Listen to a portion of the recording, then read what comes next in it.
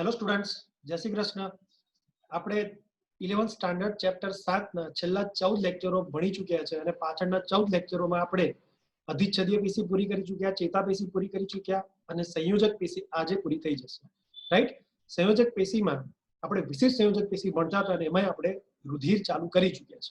રુધિરના લગભગ 2 લેક્ચર પતી ચૂક્યા છે અને આજે ત્રીજો લેક્ચર છેલ્લો, એટલે સંયોજક પેશી પણ આજે પૂરી. હવે એક જ પેશી બાકી રહેશે, ચોથી પેશી સ્નાયુ પેશી. એ હવે આવનારા લેક્ચરમાં જોઈશું. ઓકે, તો રુધિર વિશે જોઈ લઈએ કેટલું ભણ્યા છે અને આજે કેટલું ભણવાના છે. Let's start. આજથી દોસ્તો તમને પૂરેપૂરી બ્લડ રિપોર્ટ જોતા આવડી જશે. રાઈટ? ચલો પહેલા જોઈ લઈએ કે કેટલી વસ્તુ આપણે ભણી ચૂક્યા છે અને પછી નવું ભણવાનું ચાલુ કરીએ જ્યાંથી કન્ટિન્યુ ટોપિક બાકી હતો. ઓકે, તો પહેલા એકવાર રિવાઇઝ કરાવી દો, ભલે વાર લાગે પણ રિવાઇઝ કરાવો. રુધિર 2 પ્રકારના તત્વો ધરાવતું હતું. 2 વસ્તુથી બને. એક લિક્વિડ પાર્ટ, રુધિર રસ, જેની ઉપર આપણે 1.5 કલાક ભણ્યા છે આખો પૂરો લેક્ચર. ઓકે, અને બીજું છે ઘન તત્વો, જેને કહેતા હતા રુધિર કણો, બ્લડ કોર્પસ્કલ. રુધિર કણો અથવા બ્લડ કોર્પસ્કલ 3 પ્રકારના હોય.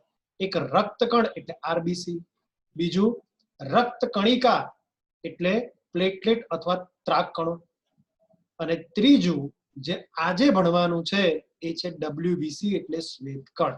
ખબર પડી દોસ્તો? રુધિર રસ ભણી ચૂક્યા, આરબીસી ભણી ચૂક્યા, રક્ત કણિકા ભણી ચૂક્યા. છેલ્લા 2 લેક્ચરોથી રુધિર ભણી રહ્યા છે અને 2 લેક્ચરોમાંથી 3 વસ્તુ કમ્પ્લીટ કરી ચૂક્યા. રાઈટ? આજે ડિટેલમાં ભણવાનું છે શું દોસ્તો? શ્વેત કણ અથવા ડબ્લ્યુબીસી. શ્વેત કણ અથવા ડબ્લ્યુબીસી તમને ખબર છે, હું ખાલી લખું છું, પછી ડિટેલમાં આપણે ભણવાનું ચાલુ કરીએ.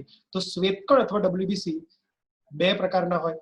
એક જેના કોષ રસમાં કણિકા હોય એને કહેવાય કણિકામય શ્વેત કણ. આજે ડિટેલમાં જોઈશું આકૃતિ સાથે. અને જેના કોષ રસમાં કણિકા ના હોય એને કહેવાય કણિકા વિહીન ડબ્લ્યુબીસી અથવા શ્વેત કણ. કણિકામય 3 પ્રકારના આવશે જે આજે ભણીશું. એક ન્યુટ્રોફિલ્સ એટલે તટસ્થ કણ, બીજું એસિડોફિલ્સ અથવા ઇઓસિનોફિલ્સ, અને ત્રીજું બેઝોફિલ્સ. આ ત્રણેય કોષમાં કોષ રસમાં કણિકા હશે તો કણિકામય શ્વેત કણ કીધા. અને બાકીના બચેલા 2 શ્વેત કણ જેના કોષ રસમાં કણિકા નહીં હોય એટલે કણિકા વિહીન શ્વેત કણ, જે છે લસિકા કણ એટલે લિમ્ફોસાઇટ અને મોનોસાઇટ એટલે એક કેન્દ્રી કણ.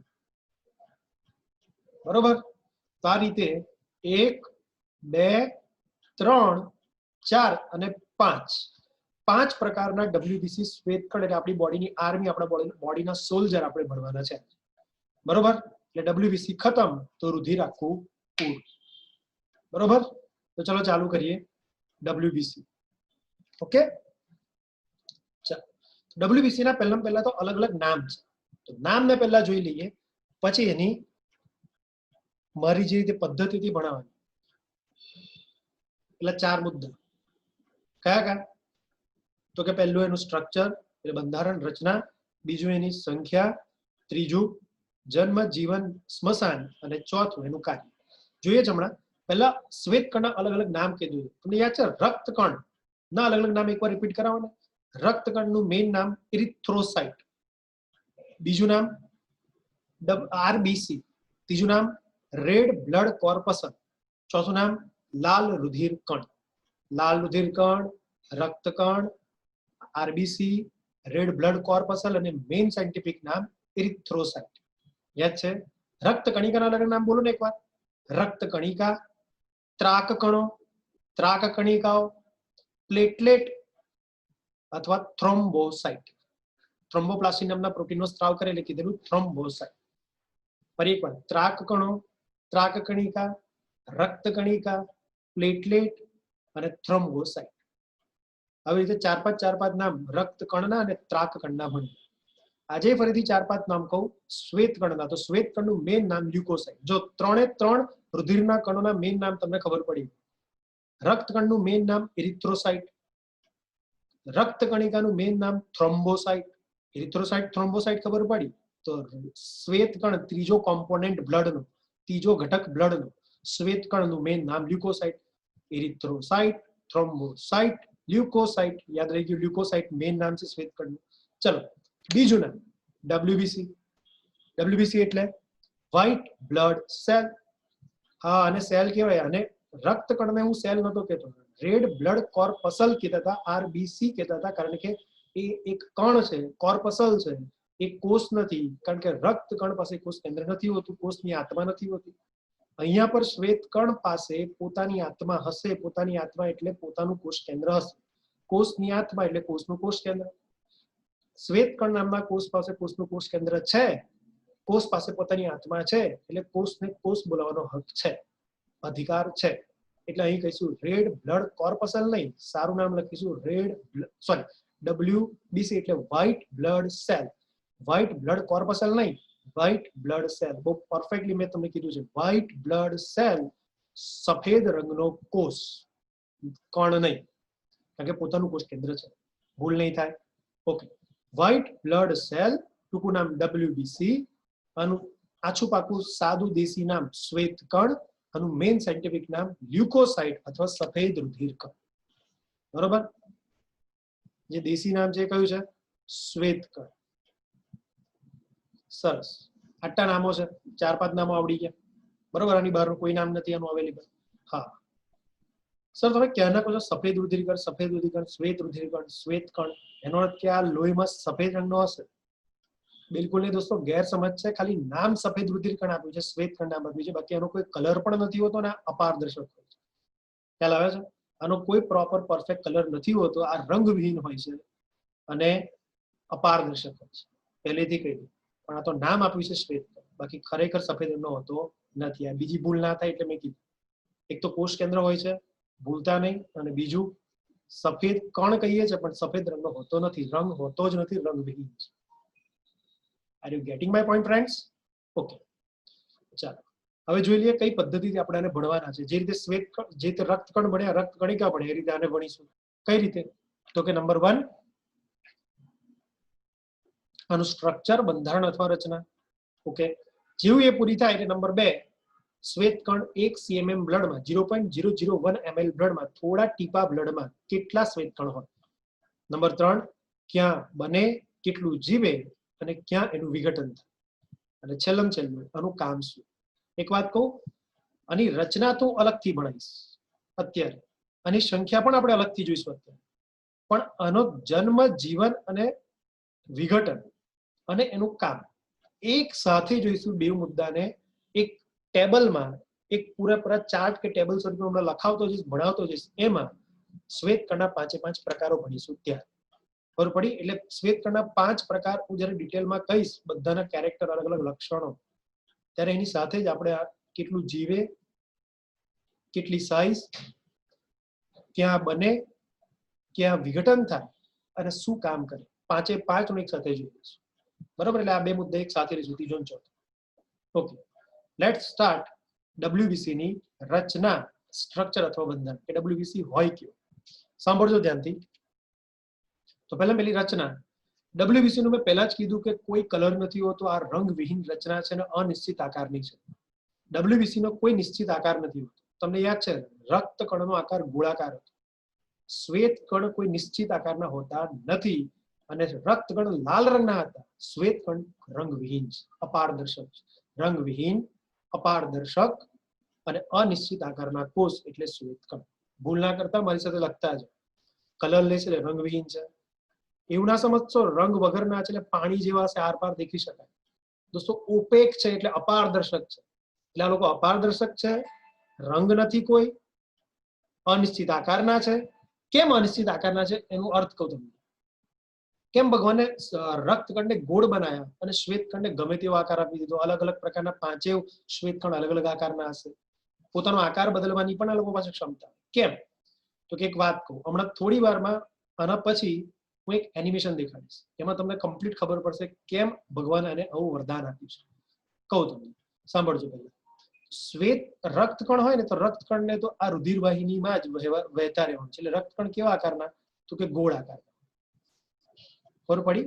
આરબીસી ગોળ આકારના હોય કારણ કે એ લોકોએ રુધિરવાહિનીઓમાં, ધમની અને શિરાઓમાં કાયમ વહેતું રહેવાનું છે, બહાર આવવાનું નથી. કારણ કે ફેફસા પાસેથી ઓક્સિજન લઈને કોષો પાસે જવાનું અને કોષો પાસેથી CO2 લઈને ફેફસા પાસે આવવાનું. તો O2 ને CO2 નું વહન કરવાનું છે, તો એમને કાયમ જ રુધિરમાં જ તરતું રહેવાનું છે. લોહીની બહાર એ લોકો આવવાનું જ નથી. તો તો એ લોકોએ પોતાનો આકાર બદલવાની કોઈ જરૂર નથી. ગોલ ગોલ ગોલ ગોલ કાયમ ગોલ આકાર ના જ હોય. તો રક્તકણનો સ્પેસિફિક આકાર હોય છે. પણ શ્વેતકણમાં હું તમને કહું તો આ રુધિર વાહિની, એમાં રુધિર વહી રહ્યું છે, બ્લડ વહી રહ્યું છે, અને એમાં શ્વેતકણ હોય દોસ્તો, તો એ શ્વેતકણની કોઈ સાઇઝ પણ નિશ્ચિત નથી હોતી અને આકાર પણ નિશ્ચિત નથી હોતો. ગौर किया जाए, ध्यान से सुनो, આકાર પણ નક્કી નથી અને સાઇઝ એટલે કદ પણ નક્કી નથી. હા, અમુક પર્ટિક્યુલર શેપ અને પર્ટિક્યુલર સાઇઝ હોય, પણ એ પોતાની સાઇઝ અને શેપને મોડિફાઈ કરી શકે, બદલી શકે, નાની મોટી કરી શકે. કેમ કહું? બધા હું અત્યારે જે 5 શ્વેતકણ બનાવીશ એ એટલું યાદ રાખી લો, આજથી કસમ ખાઈ લો કે 5 શ્વેતકણ એટલે આપણી બોડીની આર્મી. આપણા આ જે બોડી છે એ બોડી નામના, શરીર નામના દેશની, કન્ટ્રીની જો આર્મી હોય તો આપણી બોડીની આર્મી એટલે શ્વેતકણ, શ્વેતકણ ને શ્વેતકણ. અને તમને ખબર છે કે દેશમાં આર્મી અલગ અલગ ટાઈપની ખ્યાલ આવે છે. એક એરફોર્સ વાળી હોય, એક નેવી વાળી હોય, એક આપણી જે જનરલ બોર્ડર પર ઉભેલી આર્મી હોય છે એ હોય. સમજો તમે, તો ડિફરન્ટ ટાઈપની એક દેશમાં આર્મી. એ જ રીતે આપણી બોડી નામના દેશમાં પણ, આપણી બોડી નામની કન્ટ્રીમાં પણ, આપણા શરીર નામના કન્ટ્રીમાં પણ અલગ અલગ પ્રકારના શ્વેતકણ, 5 પ્રકારના શ્વેતકણ એટલે 5 પ્રકારની આર્મી હોય. એટલું યાદ રાખીએ. સોલ્જર છે, આર્મી છે, સૈનિક છે આપણી બોડીના, એ છે ડબ્લ્યુબીસી, શ્વેતકણ. 5 પ્રકારની આર્મી હોય, જે હમણાં નામ કીધા, જે હમણાં થોડી વાર પછી ભણીશું આપણે.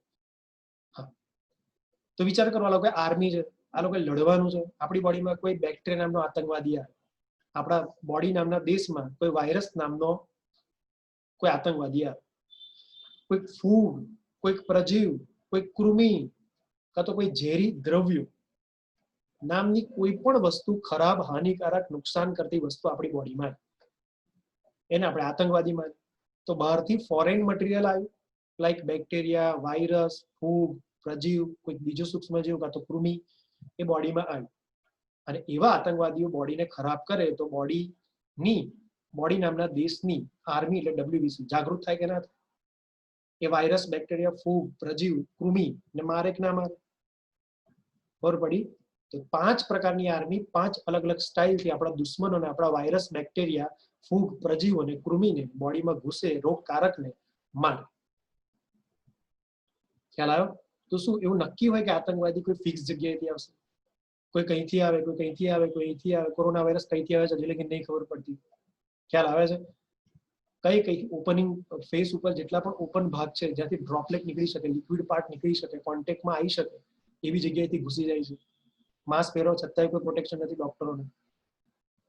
એટલે દોસ્તો કોઈ એવું ફિક્સ ના હોય કે કોઈ વાયરસ, કોઈ બેક્ટેરિયા આ જ જગ્યાએથી બધા આવશે. અલગ અલગ જગ્યાએથી અલગ અલગ રોગકારકો બોડીમાં પ્રવેશે, અલગ અલગ જગ્યાએ ઇન્ફેક્શન કરે. કોઈ ફિક્સ જગ્યા ના હોય કે દરેક બેક્ટેરિયા કે વાયરસ કે સૂક્ષ્મજીવો કે રોગકારકો કોઈ ફિક્સ જગ્યાએ જ ઇન્ફેક્શન કરશે, ચેપ ફેલાવશે. બોડીમાં ગમે ત્યાંથી આતંકવાદી આવી શકે, બોડીમાં ગમે તે જગ્યાએ આતંકવાદી ખરાબ કરી શકે, રોગ કરી શકે. તો જ્યાં આતંકવાદી આયા, જ્યાં ખરાબી થઈ, જ્યાં રોગના લક્ષણો દેખાય, ત્યાં આ આપણી આર્મી, આપણા સોલ્જર ને 5 શ્વેતકણે પહોંચવાનું હોય. અને શું બધી જગ્યા સેમ હોય? દોસ્તો આ લોકો ખાલી રુધિરમાં નથી ફર્યા કરવાનું. આપણા સોલ્જર છે, ડબ્લ્યુબીસી છે, એને કોઈ પણ જગ્યાએ ગમે ત્યારે ઇમરજન્સી આવે, સિગ્નલ આવે કેમિકલો દ્વારા, ત્યારે તેને ત્યાં પહોંચવાનું હોય. અને ત્યાં પહોંચવાનું હોય તો ફટાફટ ઇન્સ્ટન્ટ પહોંચીને ત્યાં મારામારી કરવાની હોય, લડાઈ કરવાની હોય, યુદ્ધ કરવાનું હોય અને જીતવાનું. તો વિચાર કરો, આની સાઇઝ અને શેપ જો તમે ફિક્સ કરી દેશો, ત્યારે રુધિરવાહિનીની બહાર આવવાનું છે, ભલભલા રસ્તાઓથી પસાર થવાનું છે, ગમે તેવા અંગો, અંગોની પેશીઓ, પેશીના કોષો વચ્ચેથી પસાર થવાનું છે. અને બધા અંગો, પેશી, કોષોના આકાર સેમ નહીં હોતા, અલગ અલગ આકાર હોય છે, અલગ અલગ વચ્ચે ગેપ હોય. ખ્યાલ આવે છે? તો ઇમેજિનેશન કરો કે માન લો કે આ કોષ, આ કોઈ બોડીનો ભાગ છે જ્યાં બધા કોષ, બરોબર? બધું ખબર પડે છે તમને, હમણાં ધ્યાનથી જોયા કરો. આ કોષ કોઈ પેશીનો ભાગ છે, ત્યાં મેં બધા કોષો દોર્યા, બરોબર? હવે માની લો કે આ બેક્ટેરિયા છે, આ બેક્ટેરિયા છે એટલે આપણી બોડીમાં ઘૂસેલા આતંકવાદી છે, આ જગ્યાએ બેઠા છે, આ જગ્યાએ ખરાબી કરી રહ્યા છે. તો કેમિકલ સિગ્નલ કેવી રીતે જાય, ચેપ્ટર 8માં ભણીશું, 12મા ધોરણમાં ડિટેલમાં, રોગ પ્રતિકારક શક્તિમાં, કે રોગો શું છે, રોગો સામે આપણી બોડી કેવી રીતે લડે. પણ અત્યારે સુપરફિશિયલી કહું કે આ બેક્ટેરિયા બેઠા છે ને, તો કેમિકલ વડે સિગ્નલ ગયા આપણા આ શ્વેત કણને WBC, કે આ જગ્યાએ કંઈક ખરાબ થઈ રહ્યું છે, સમથિંગ રોંગ. તો દોસ્તો આને હવે અહીંથી બહાર નીકળવાનું છે અને અહીંથી છે અહીંયા પહોંચવાનું. એટલે વિચાર કરો, પહેલું તો રુધિરવાહિનીની બહાર નીકળવાનું, એટલે રુધિરવાહિનીની દિવાલ જે અધિચ્છદીય પેશીની બનેલી છે, તો રુધિરવાહિનીની દિવાલમાં આવેલા અધિચ્છદીય પેશીના કોષો, એટલે આ 1 કોષ, આ 2 કોષ, આ 3 કોષ, આ 4 કોષ, આ 5 કોષ, જે અધિચ્છદીય પેશીના કોષો છે દોસ્તો, જે રુધિરવાહિનીની દિવાલ બનાવે, મેં તમને કીધું લાદીસમ અધિચ્છદ, તો અમુક જગ્યાએ લાદીસમ, કેટલીક વાર ઘનાકાર, જે અધિચ્છદીય પેશીના કોષો છે, ત્યાંથી આ કોષને બહાર નીકળવાનો. તો આટલી ગેપમાંથી લોકો બહાર આવવાનું. વિચાર કરો, આટલો મોટો કોષ છે ને આટલી ગેપમાંથી બહાર આવવાનું, તો પોતાનો કદ નાનું કરશે, બહાર આવશે, પોતાનો આકાર બદલશે અને બહાર આવશે. પછી બહાર આવ્યા પછી દોસ્તો હજી આ કોષ બહાર આવ્યા પછી એને આગળ જવાનું છે અને આ 2 કોષોની ગેપમાંથી પસાર થવાનું છે, એટલે આ પોતાનો આકાર આવો કરી દેશે. સમજ્યા? હજી આગળ જશે અને પછી પાછો જેવો તો એવો થઈ જશે અને બધા બેક્ટેરિયાને ગળી જશે અને ગળીને પોતાના કોષમાં રહેલા લાઇસોઝોમ વડે બધાને ડાયજેસ્ટ કરી નાખશે, બેક્ટેરિયાને પચાવી નાખશે, તોડી ફોડી નાખશે, મારી નાખશે, કિલ કરી નાખશે અને આપણે રોગ પ્રતિકારક શક્તિ આપશે, રોગ પ્રતિરક્ષણ આપશે. એક્ઝેક્ટલી મિકેનિઝમ આ છે. વિચાર કરો, એને રુધિરવાહિનીઓના કોષોમાંથી પસાર થયો, પેશીના કોષો વચ્ચેથી પસાર થયો અને કેટલું બધું ટ્રાવેલિંગ કરીને દુશ્મન સુધી પહોંચ્યો પછી એને મારે. તેની કોઈ જગ્યા ફિક્સ નહીં હોતી, બહુ બધું એને ટ્રાવેલ કરવાનું છે, ગમે તે પેશી અંગો સુધી પહોંચવાનું છે, રુધિરમાં ફરવાનું નથી. એટલે ભગવાન એને વરદાન આપે કે જા શ્વેતકણ, તારે રક્ષણ કરવાનું છે, ગમે ત્યારે ગમે તે જગ્યાએ પહોંચવાનું હોય, ગમે તેવા રસ્તા પસાર કરવાના હોય, ગમે તેવા દુશ્મનનો સામનો કરવાનો હોય, તો કેટલીક વાર દુશ્મન મોટો હોય તો આ પોતાનું કદ મોટું કરી શકે. જેમ કે જૂની સિરિયલો આવતી હતી, આપણે ખબર છે, અત્યારે પણ આવે છે લોકડાઉનમાં. આ કોરોના વાયરસનું જે પેન્ડેમિક થયું છે, રોગચાળો ફેલાયો છે, એના કારણે દૂરદર્શન પર બહુ બધી સિરિયલો ચાલુ થઈ છે, ધાર્મિક સિરિયલ, ખ્યાલ આવે છે? તે પછી શ્રી કૃષ્ણ હોય, રામાયણ હોય કે ગમે તે ધાર્મિક સિરિયલ હોય જે જૂની હતી, એ બધી સિરિયલો ફરીથી અત્યારે આપણે રિકોલ કરતા હોય, આપણે ફરીથી જોતા હોય તો આપણને ખબર પડે છે કે જે બી સિરિયલ ચાલતી હોય ને એમાં જે ભગવાન હોય એ કદાચ યુદ્ધ કરતા હોય, લડતા હોય સામેવાળા દુશ્મન સામે, રાક્ષસ સામે, દાનવ સામે, તો રાક્ષસ જો પ્રભાવી હોય તો ભગવાન પણ પોતાનું કદ વધારે લે છે. સેમ અહીંયા પર એવું છે દોસ્તો. વાયરસ, બેક્ટેરિયા, ફૂગ, પ્રજીવ, કૃમિ રૂપી આતંકવાદી એટલે રાક્ષસ જેટલો મોટો, જેટલો વિશાળ, એને મારવા માટે WBC નામના ભગવાન એટલા મોટા થાય, એટલું મોટું વિશાળ કદ ધારણ કરશે. કારણ કે WBC ના ભગવાન એને વરદાન આપ્યું છે. એટલે આપણા ભગવાને વરદાન આપ્યું કે WBC જા, તારે દુશ્મનોને મારવાનું છે, રાક્ષસોને મારવાનું છે. તો રાક્ષસ જેટલો પ્રભાવી થશે એટલું તારું પ્રભાવીપણું દર્શાવી શકે. એટલે જો બેક્ટેરિયા, વાયરસ મોટા તો શ્વેતકણ પણ પોતાનું કદ વધારી શકે. ખબર પડી? બેક્ટેરિયા, વાયરસ વધારે તો શ્વેતકણ પણ પોતાની સંખ્યા વધારી શકે. બેક્ટેરિયા, વાયરસ સુધી પહોંચવા માટે પ્રોપર રીતે પોતાનો શેપ પણ બદલી શકે, એટલે પોતાનો આકાર પણ બદલી શકે, પોતાનું કદ પણ નાનું મોટું કરી શકે અને પોતાની સંખ્યા પણ વધારે ઘટાડી શકે. આટલી ફ્લેક્સિબિલિટી ભગવાને આને આપી છે. એટલે સંખ્યા પણ એટલી બધી નિશ્ચિત નથી હોતી. હા, નોર્મલ સ્થિતિમાં સંખ્યા, કદ અને આકાર નિશ્ચિત હોય છે, પણ જ્યારે દુશ્મન સાથે લડવાનું આવે, દુશ્મન સુધી પહોંચવાનું આવે ત્યારે પોતાનો આકાર બદલી શકે, કદ પણ મોટું નાનું કરી શકે અને પોતાની સંખ્યા પણ વધારી શકે જો દુશ્મન વધારે હોય તેને મારવા માટે. ખ્યાલ આવ્યો? યસ. હમણાં હું છે ને દોસ્તો આને ડિટેલમાં તમને જણાવીશ થોડી વારમાં. જોજો, દેખાડીશ હમણાં તમને આખું એનિમેશન, પણ સમજાઈ દીધું એટલે તમને ખબર પડી કે ના દેખાડું તોય ચાલે છે. રાઈટ? ઓકે. હવે નવી વાત. મેં ફરી એકવાર કહી દઉં કે આનો કોઈ કલર નિશ્ચિત નથી હોતો, આનો કોઈ આકાર નિશ્ચિત નથી હોતો અને આનું કોઈ કદ પણ એટલું પરફેક્ટ નિશ્ચિત હોતું નથી. પણ નોર્મલ સ્થિતિમાં જ્યારે લડાઈ ના થતી હોય, નોર્મલી કોષ WBC શ્વેતકણ જ્યારે નોર્મલી રુધિરમાં તરતો રહેતો હોય, કોઈ એને કામ ના હોય, કોઈ દુશ્મન બોડીમાં પ્રેઝન્ટ ના હોય, હેલ્ધી વ્યક્તિ હોય, તેનામાં કદ, આકાર થોડો ગોળાકાર હોય છે. એટલો બધો પરફેક્ટ ગોળાકાર નહીં હોતો, અનિશ્ચિત હોય, પણ થોડો ઘણો ગોળાકાર હોય છે, સ્પિરિકલ શેપ હોય છે. કદ પણ ફિક્સ હોય છે, 8 થી 20 માઇક્રોમીટરની વચ્ચે. હમણાં હું કહીશ કોનું કોનું કેટલું કેટલું કદ. અને આકાર, કદ પણ નિશ્ચિત હોય છે, પણ રંગ આનો હોતો નથી, રંગવિહીન હોય છે, અપારદર્શક હોય છે. બસ, હવે કશું નહીં કેવું, જોઈ લો. ચલો. હા, શું સર શ્વેતકણ પાસે કોષ કેન્દ્ર હોય? મેં 25 વાર કીધું કોષ કેન્દ્ર હોય એટલે આને કોષ કહેવાનો અધિકાર છે, કારણ કે એની પાસે કોષની આત્મા કોષ કેન્દ્ર છે. તો સર શું આની પાસે તમે રક્તકણમાં બોલે તો હિમોગ્લોબિન હોય, તો શું આની પાસે સર શ્વેતકણ પાસે હિમોગ્લોબિન એટલે એચબી હશે? ડેફિનેટલી નહીં હોય. એચબી લાલ રંગનું હોય. એચબી લાલ રંગનું, તો જે એચબી ધરાવે એ પણ લાલ રંગનું. રક્તકણ લાલ રંગનો એટલે હતો કે રક્તકણની અંદર હિમોગ્લોબિન એચબી નામનું પ્રોટીન હતું.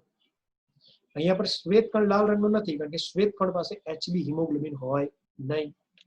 ખ્યાલ આવ્યો? તો ચલો જોઈ લો. દેખાય છે કે અનિશ્ચિત આકાર હોવાનું એક રીઝન એ છે, ભગવાને એનો આકાર કોઈ ફિક્સ એટલે નથી કર્યો. ભગવાને વરદાન એટલે ને આપ્યું છે કે એને આકાર બદલીને રુધિરમાંથી બહાર નીકળી, એટલે તેનો કોઈ ફિક્સ આકાર હોતો નથી. રાઈટ? હા, આનું કદ મેં હમણાં જ કીધું કે 5 શ્વેતકણના હમણાં હું કદ ભણાવીશ તો બધા શ્વેતકણના કદ રક્તકણ અને રક્તકણિકા કરતા મોટા હશે. એટલે રુધિરમાં મોટા કોષ હોય તો એ છે શ્વેતકણ. બધા જ 8 માઇક્રોમીટર કરતા મોટા હશે. 8 થી 20 માઇક્રોમીટરની વચ્ચે કદ આવશે. 5 ના હમણાં હું ભણાવીશ. બરોબર? ઓકે. એના પછી કોષ કેન્દ્ર હોય તો કે હોય. શું હિમોગ્લોબિન હોય? ના હોય. બરોબર? અને આની અંદર આ કોષમાં કોષ કહેવાને લાયક બધી જ વસ્તુઓ, બધા જ કેરેક્ટરો એટલે આ સંપૂર્ણ કોષ છે.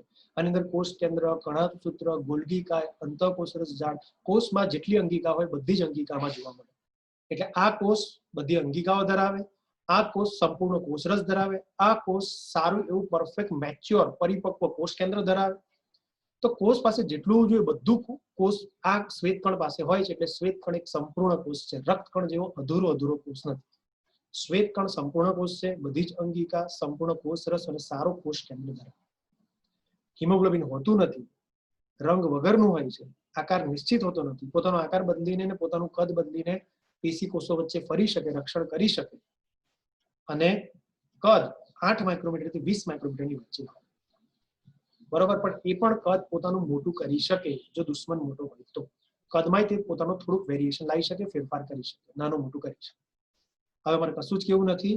હા, જ્યારે આ કોષ સાંભળજો, જ્યારે આ કોષ કોઈ દુશ્મન સુધી પહોંચવાનો હોય, કોઈ બેક્ટેરિયા વાયરસ સુધી પહોંચવાનો હોય, ત્યારે રુધિરમાંથી, રુધિરની દિવાલોના પેશી કોષો વચ્ચેથી બહાર નીકળે, ટ્રાવેલ કરતો કોઈ અંગ સુધી પહોંચે, એ અંગના પેશીના કોષો વચ્ચેથી પસાર થાય આંતરકોષીય અવકાશોમાંથી, અને પરફેક્ટ દુશ્મન સુધી પહોંચીને એને ગળી જાય. તો એ જે ટ્રાવેલિંગ કરે છે ને, એ પોતાના કોષરસ અને કોષરસ પટલ વડે, કોષરસમાં આવેલા કંકાલ તંતુઓ વડે એ પોતાની મુવમેન્ટ કરે છે, જેમ કે અમીબા મુવમેન્ટ કરતો. અમીબા જેવું આ હલનચલન કરે, એટલે લાઈક હું બતાવું તમને થોડુંક રફલી. તો માન લો કે આ શ્વેતકણ છે, રાઈટ? તો એને આમ આગળ વધવું છે, તો એનો આટલો ભાગ, આટલું કોષરસ ને કોષરસ પટલ નો આટલો ભાગ એ વધારે આગળ ફેલાવશે, એટલે આમ કરશે, એટલે આ દિશામાં આગળ વધશે. પછી એને આમ જવું છે, તો એ પોતાનો આટલો ભાગ વધારશે. એટલે જો એ ખબર પડી? એટલે એને જે દિશામાં મુવમેન્ટ કરવાની હોય ને, જ્યાં જવાનું હોય ને, એ દિશામાં એ પોતાનું કોષરસ ને કોષરસ પટલનો ભાગ આગળ વિકસાવશે. અને સેમ આ અમીબા ખોટા પગ વિકસાવીને જે રીતે ગતિ કરતો હોય ને, એ રીતે આપણો આ શ્વેતકણ પણ પોતાના ખોટા પગ જેવો જ કોષરસ ને કોષરસ પટલમાંથી વિકાસ કરે અને ગતિ કરે. કોષરસ પટલના માધ્યમથી જો કોષ અમીબાની જેમ ગતિ કરતો હોય તો આવી ગતિને કહેવાય અમીબોઇડ ગતિ, અમીબોઇડ મુવમેન્ટ, જેને કહેવાય ડાયપેડિયાસિસ. શું કહેવાય? પોતાનો આકાર બદલીને રુધિરમાંથી પેશી કોષો વચ્ચેથી પસાર થઈ કોષરસ પટલની મદદથી અમીબા જેવી ગતિ કરી પોતાના દુશ્મન, પોતાના વિરોધી પાસે, પોતાના ઓપોઝિટ પાસે કાં તો રોગકારક પાસે પહોંચે. તો આ ગતિ કરવાની પદ્ધતિને અમીબોઇડ ગતિ, અમીબોઇડ મુવમેન્ટ, અને એ અમીબોઇડ મુવમેન્ટ કરવાની ઘટનાને ડાયપેડિયાસિસ કહે. 12મા ધોરણમાં ચેપ્ટર 8માં ડિટેલમાં બતાવીશ. ડાયપેડિયાસિસ આ એક આખી ઘટના છે, કેવી રીતે પહોંચે અને પહોંચીને દુશ્મનને મારે, એનું ભક્ષણ કરે. 1.5 કલાકની આખી ઘટના છે. હું 12મા ધોરણમાં ભણાવીશ. અત્યારે મારે ઓલરેડી એ ચેપ્ટર ચાલે જ છે, ચેપ્ટર 8 12મા ધોરણનો રોગ પ્રતિરક્ષણ. ત્યારે હું તમને પણ આવતા વર્ષે ભણાવીશ. બરોબર? તો ચલો સમય છે હવે એનિમેશન દેખો.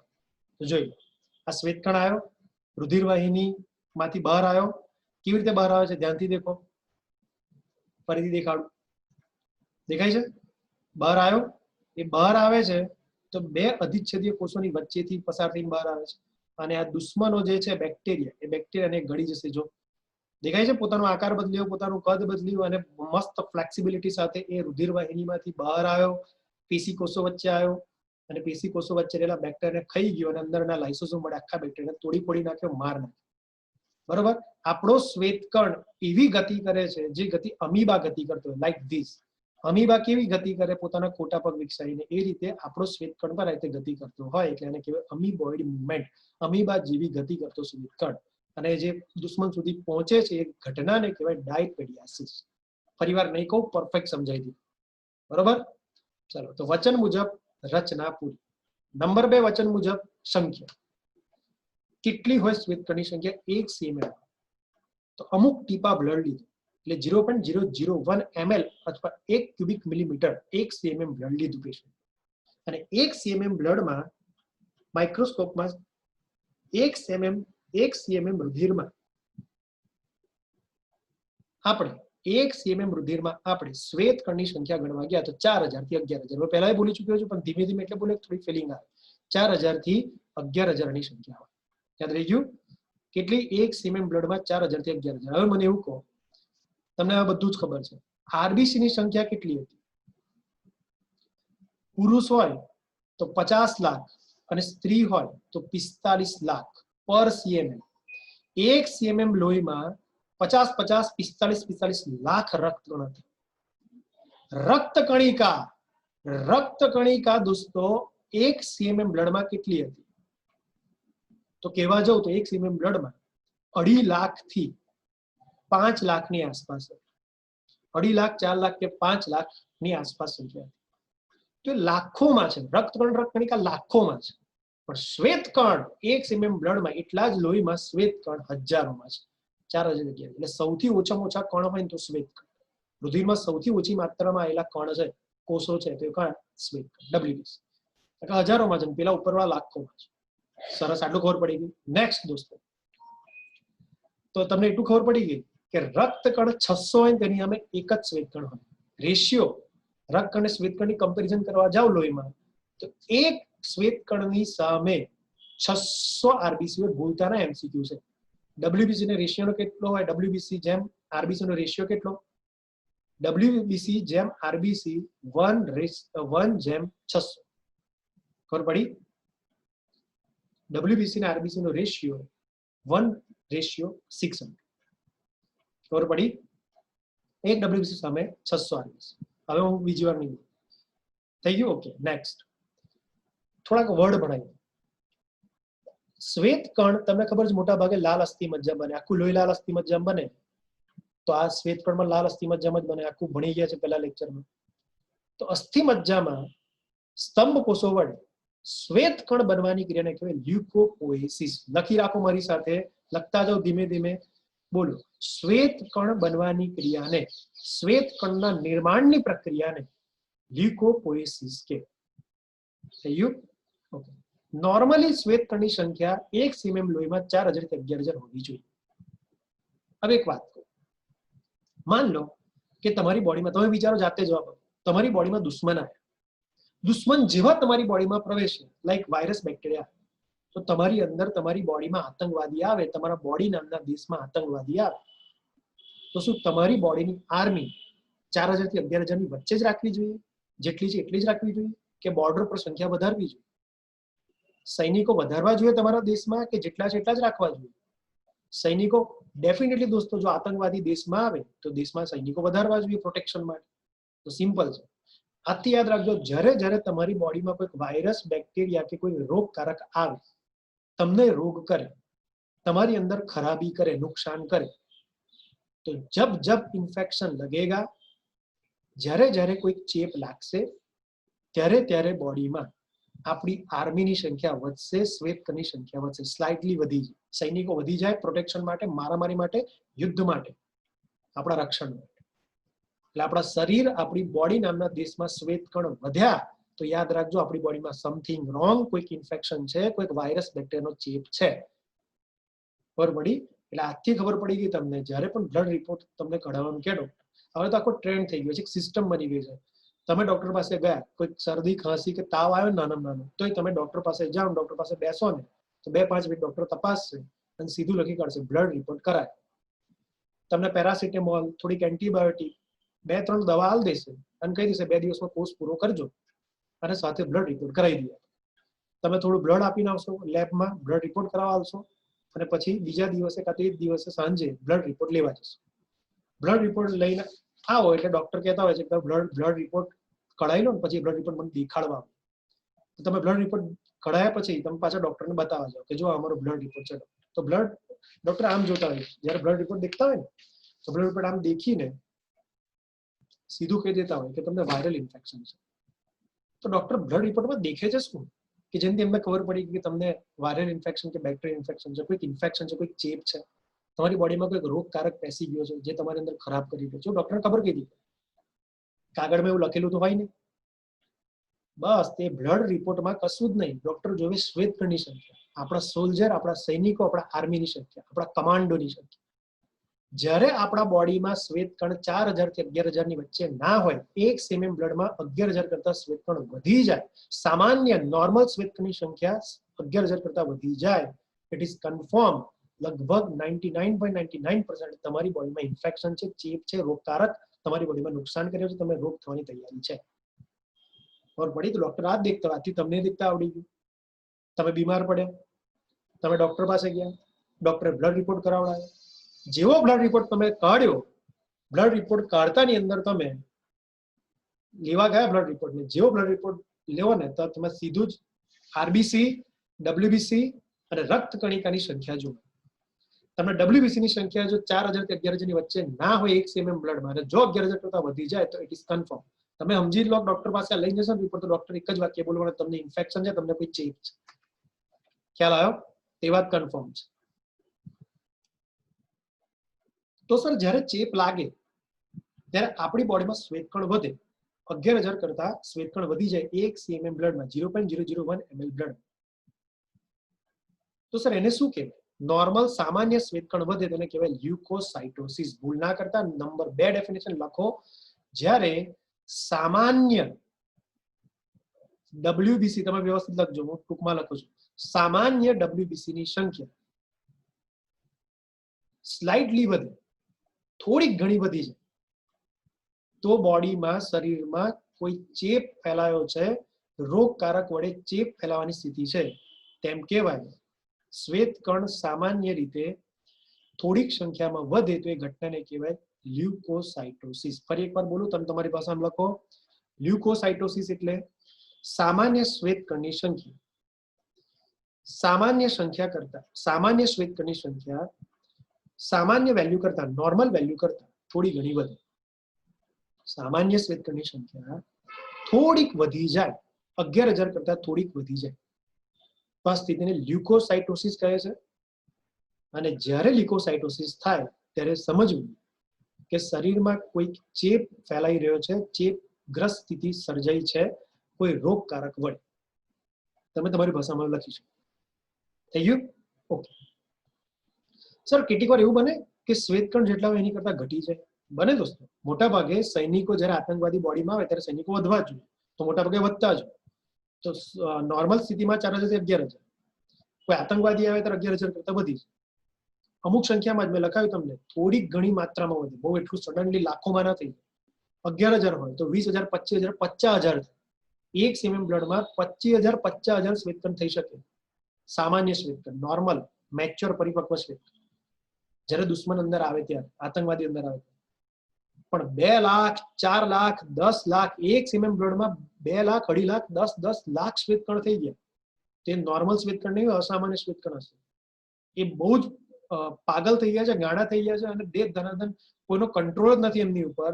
સમજ્યા વગર એ લોકો ડિવિઝન કર જ કરે, વધઘટ જ કરે. શ્વેતકણની સંખ્યા લાખોમાં થઈ જાય. તે નોર્મલ શ્વેતકણ નહીં હોય, એ અબનોર્મલ હશે, અસામાન્ય શ્વેતકણ હશે, અને એવા અસામાન્ય શ્વેતકણ લાખોમાં વધી જાય તો કોઈ ઇન્ફેક્શન નથી, એ શ્વેતકણનું કેન્સર છે. જે 12મા 8મા ચેપ્ટરમાં ભણીશું ડિટેલમાં. What is cancer? કેન્સર એટલે અસામાન્ય કોષોની વૃદ્ધિ. અસામાન્ય કોષો એટલા બધા વધઘટ કરે, એટલા બધા વધઘટ કરે કે મોટો જથ્થો બનાવે. એટલે નોર્મલ વેલ્યુ 11,000 ની આસપાસ હોવી જોઈએ, પણ 1 સીએમએમ બ્લડમાં 11,000 નહીં, 2 લાખ, 2.5 લાખ, 10 લાખ શ્વેતકણ વધી જાય, લાખોમાં વધી જાય, અને દરેક શ્વેતકણ નોર્મલ સામાન્ય પરિપક્વ ના હોય, અપરિપક્વ, અસામાન્ય, અબનોર્મલ શ્વેતકણ. એટલે એનું કોષરસ પટલ, કોષરસ, અંગિકાઓ, કોષ કેન્દ્ર, જનીન બધું વિકૃત હોય, બગડી ગયેલું. તેઓ અસામાન્ય ડબ્લ્યુબીસી લાખોની સંખ્યામાં બહુ જ સંખ્યા વધી જાય તો ઇટ ઇઝ કોલ્ડ કેન્સર. અને એવા કેન્સરને, એવા બ્લડ કેન્સરને, શ્વેતકણના બ્લડ કેન્સરને કહેવાય લ્યુકેમિયા. શું કહેવાય દોસ્તો? લ્યુકેમિયા. ખબર પડી? લ્યુકેમિયાનો અર્થ લખી રાખો, અસામાન્ય શ્વેતકણ એટલે ડબ્લ્યુબીસી ની સંખ્યા ઘણી બધી વધી જાય, ઘણી બધી વધે, ઘણી બધી એટલે લાખોની સંખ્યામાં થઈ જાય તો એને કહેવાય લ્યુકેમિયા નામનું બ્લડ કેન્સર. લ્યુકેમિયા નામના શ્વેતકણનું બ્લડ કેન્સર. થઈ ગયું? અસામાન્ય યાદ રાખજો, સામાન્ય ડબ્લ્યુબીસી વધે અને થોડીક માત્રામાં વધે 50,000 સુધી તો ઇન્ફેક્શન, ચેપ લાગ્યો છે, આપણા સૈનિકો વધ્યા છે, આપણા દુશ્મનને માર. પણ અસામાન્ય ખરાબ શ્વેતકણની સંખ્યા લાખોમાં વધી જાય તો આપણા શ્વેતકણમાં કંઈક ગડબડ થઈ છે, આપણા શ્વેતકણો વધઘટ કરે છે, ગાંડાની જેમ, પાગલની જેમ ડિવિઝન કરકર કરે છે, બહુ જ બધા શ્વેતકણ બની ગયા, મોટો જથ્થો બની ગયો, તો રુધિરમાં શ્વેતકણનું કેન્સર લ્યુકેમિયા છે. બરોબર? તો બે પાતળો ભેદ સમજ પડી, કેવા શ્વેતકણ વધે એના ઉપરથી નામ અપાય, લ્યુકોસાઇટોસિસ અને લ્યુકેમિયા. ઓકે, હવે કેટલીક વાર શું થાય કે આપણી આર્મી લગભગ વધવી જ જોઈએ, તો નોર્મલ આપણે ઇન્ફેક્શન થાય તો વધે જ, 11,000 કરતા વધી, એને કીધું મેં લ્યુકોસાઇટોસિસ. પણ ક્યારેક શ્વેતકણ ઉપર જ ડાયરેક્ટ આપણા આતંકવાદી દુશ્મનો હુમલો કરે.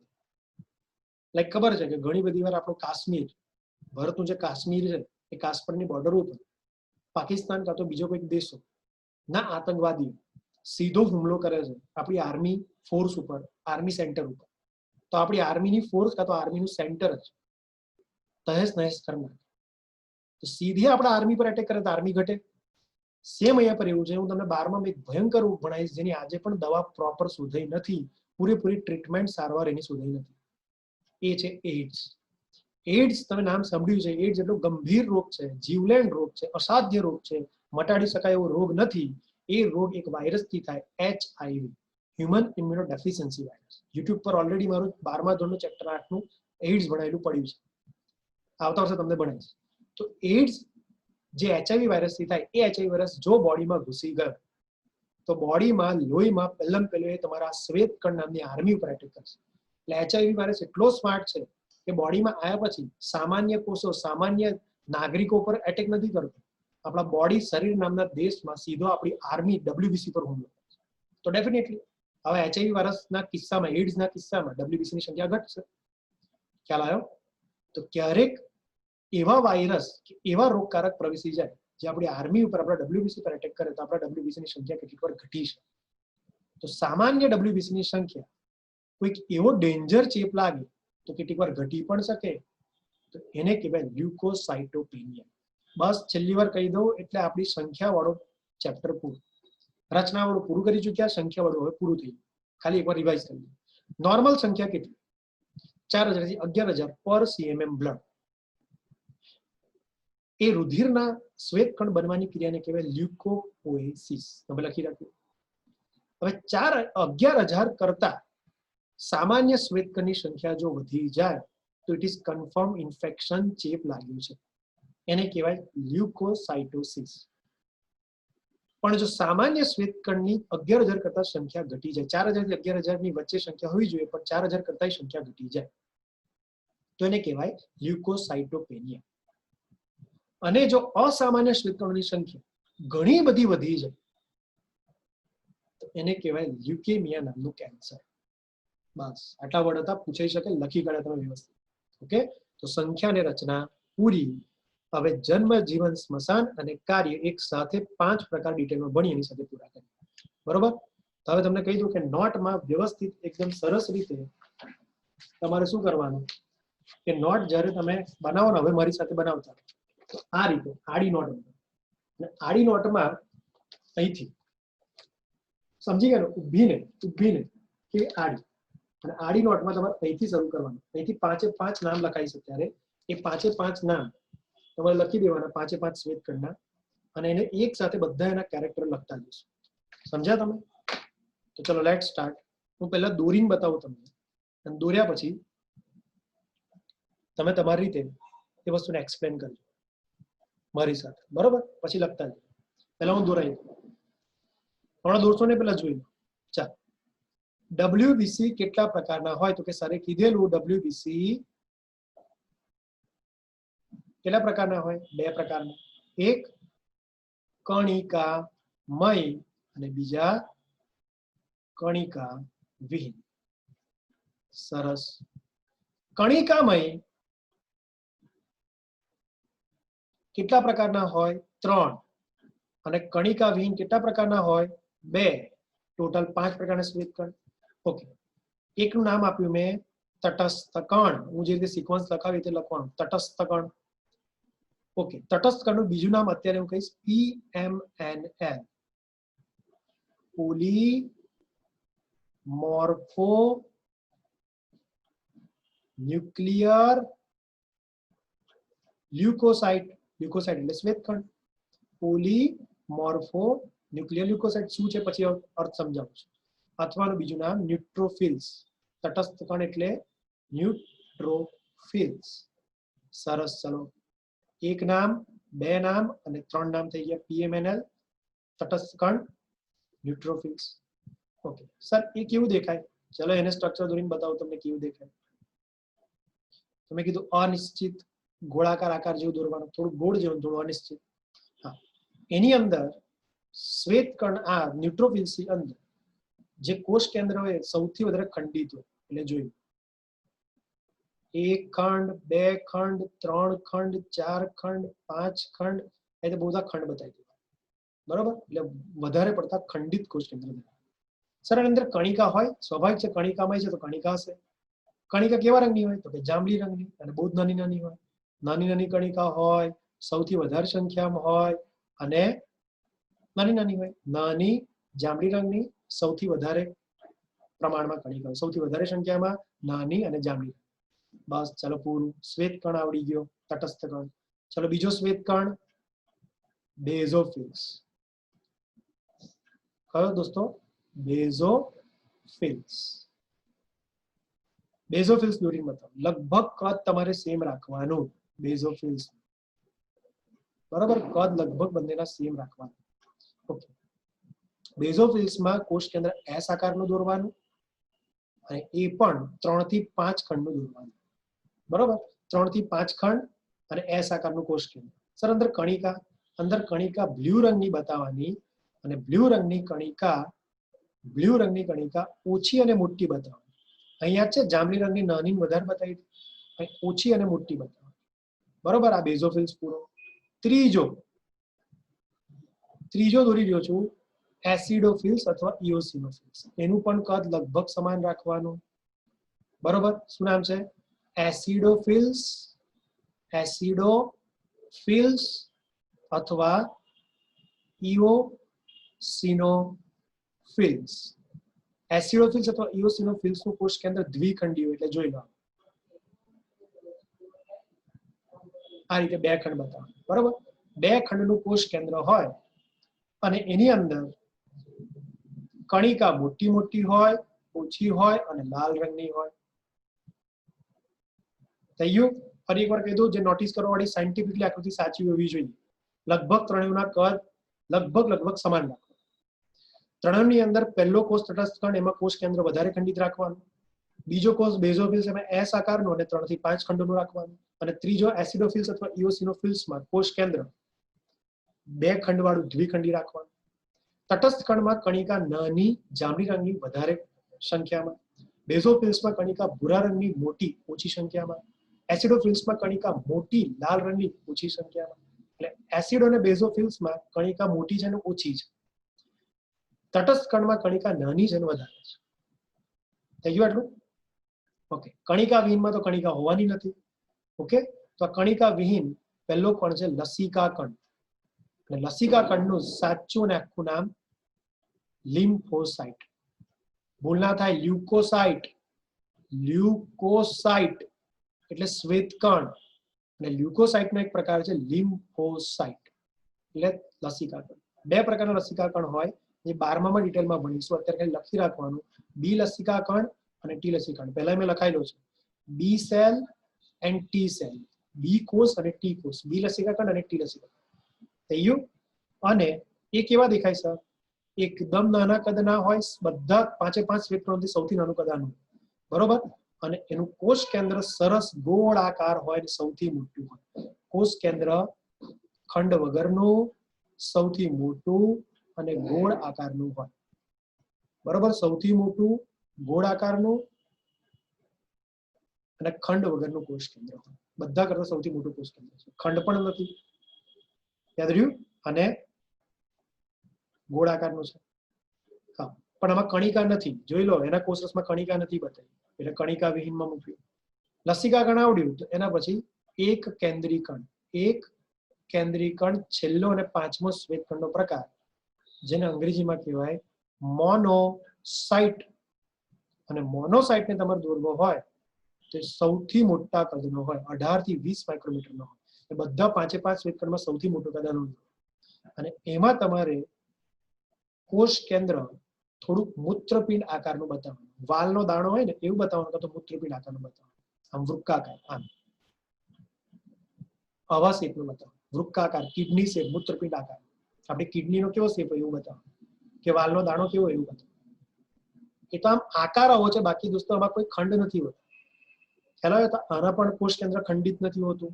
આનું કોષ કેન્દ્ર વૃક્કાકાર, વાલના દાણા જેવું, તો મૂત્રપિંડ આકાર હોય. અને આ કોષ સૌથી મોટા કદનો છે અને આમાં કણિકા હોતી નથી. આ બંને કોષ કણિકા એક્ઝેક્ટ પરફેક્ટ સાયન્ટિફિક સાઇઝ સાથે, આકાર સાથે મેં આપી દીધું, બરોબર? 5 કોષોમાં શરૂઆતના 3 કોષોમાં કણિકા બતાવવાની, પછીના 2 કોષોમાં કણિકા નહીં બતાવવાની. સૌથી નાનો કોષ દોરવાનો લસિકા કણ. આ 3 કોષો મધ્યમ કદના દોરવાના અને સૌથી મોટો કોષ બતાવવાનો એક કેન્દ્ર. એક્ઝેક્ટ સાઇઝ થઈ ગઈ, બરોબર? નામ થઈ ગયા, ચાર્ટ થઈ. એકવાર સરસ ચાર્ટ સ્વરૂપે આ વસ્તુ લખી રાખો, દોરી રાખો, સ્ક્રીનશોટ લઈ લો. પછી આને જ આપણે ટેબલમાં કન્વર્ટ કરીએ, બરોબર? મેં જે રીતે કીધું અત્યારે કે શરૂઆતમાં તમે એમાં આડી નોટ કરી દો, 2 પેજ સળંગ લઈ લો અને ઉપર પહેલી જ કોલમમાં લખો, સોરી પહેલી જ રોમાં લખો કે શ્વેતકણના 5 પ્રકાર. 5 પ્રકારના શ્વેતકણ. હેડિંગ મારવાનું, 5 પ્રકારના શ્વેતકણ દેખાડું. ચાલો કેવી રીતે? ચાલો દેખીએ. અહીંયા લખવાનું 5 પ્રકારના WBC, બરોબર? હવે સમજ પડી? ઓકે. પહેલો હમણાં ભણે ન્યુટ્રોફિલ્સ. બીજો કયો? બેઝોફિલ્સ. ત્રીજો કયો? એસિડોફિલ્સ. ચોથો કયો? લિમ્ફોસાઇટ. 5મો કયો? મોનોસાઇટ. આ ત્રણેયની ઉપર લખી રાખવાનું કે ગ્રેન્યુલોસાઇટ એટલે કણિકામય, કણિકામય શ્વેતકણ. આ ત્રણેયમાં. અને આ બેમાં લખી રાખવાનું કણિકા વિહીન શ્વેતકણ. હવે હું તમને સુપરફિશિયલી કહી દઉં કે આમાં કેટલી વસ્તુ ભણવા છે. પહેલી રો પૂરી, પહેલી રો પૂરી, બરોબર? 5 પ્રકારના શ્વેતકણ આપણે નામ લખી કાઢ્યા. નંબર 2, બીજી રોમાં હવે લખવાનું કે આની અંદર કણિકા હશે તો કણિકા કેવી હશે? નાની હશે, મોટી હશે, કેવી હશે, સંખ્યા કેવી હશે? તો કણિકા વિશે પહેલા મુદ્દામ લખીશું. હમણાં લખશો ને, ખાલી સમજાવું છું. તો 5 કોષની કણિકા વિશે ચર્ચા કરીશું. જો કે આ બેમાં કણિકા નથી હોતી, એમાં તો ગેરહાજર લખીશું. ઓકે. અને ત્રણેયમાં કણિકા છે તો કણિકા શું છે, કેવી છે, શાનાથી અભિરંજિત છે, એવું બધું કહીશ. હમણાં કહું છું. નંબર 2, દરેકના કોષ કેન્દ્ર વિશે ચર્ચા કરીશું. 5માં કોષ કેન્દ્ર કેવું? દોરતા વખતે થોડું ખબર પડી ગઈ તો આપણે લખીશું. એના પછી દરેકની સંખ્યા કેટલી હોય? ટોટલ 5 ભેગા થઈને શ્વેતકણ હોય 4000 થી 11000 એક સીમેન. તો માન લો કે મારી અંદર 10500 થી 11000 શ્વેતકણ છે એક સીમેન. એ તો 5 ભેગા થઈને છે. હવે એ 11000 શ્વેતકણમાં 5 આવી ગયા તો 5 ભેગા થઈને 11000 બન્યા. તો 11000 માંથી કોની કેટલી માત્રા? 11000 તો ટોટલ 5 નો સરવાળો છે. તેમાંથી તટસ્થ 11000 શ્વેતકણોની તટસ્થ કણ કેટલી સંખ્યામાં? ન્યુટ્રોફિલ્સ કેટલી?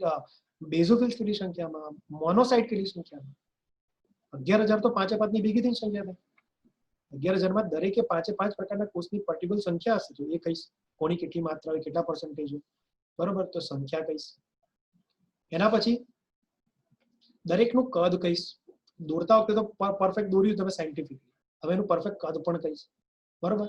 એના પછી કહીશ એનું કાર્ય, કે દરેકના 5 કયા કયા અલગ અલગ કામ છે. બધાનું કોમન કામ છે આર્મી તરીકે રોગ પ્રતિકારક શક્તિ બક્ષવાનું, રોગો સામે લડવાનું, રોગકારક સામે લડવાનું, દુશ્મનો આતંકવાદી સામે લડવાનું. પણ 5ની અલગ અલગ સ્ટાઇલ હોય, અલગ અલગ અદા હોય લડવાની પદ્ધતિ, તો એ કહીશ થોડીક ઉપર ચાલની, બાકી 12માં ડિટેલમાં ભણીશું 8મા ચેપ્ટરમાં.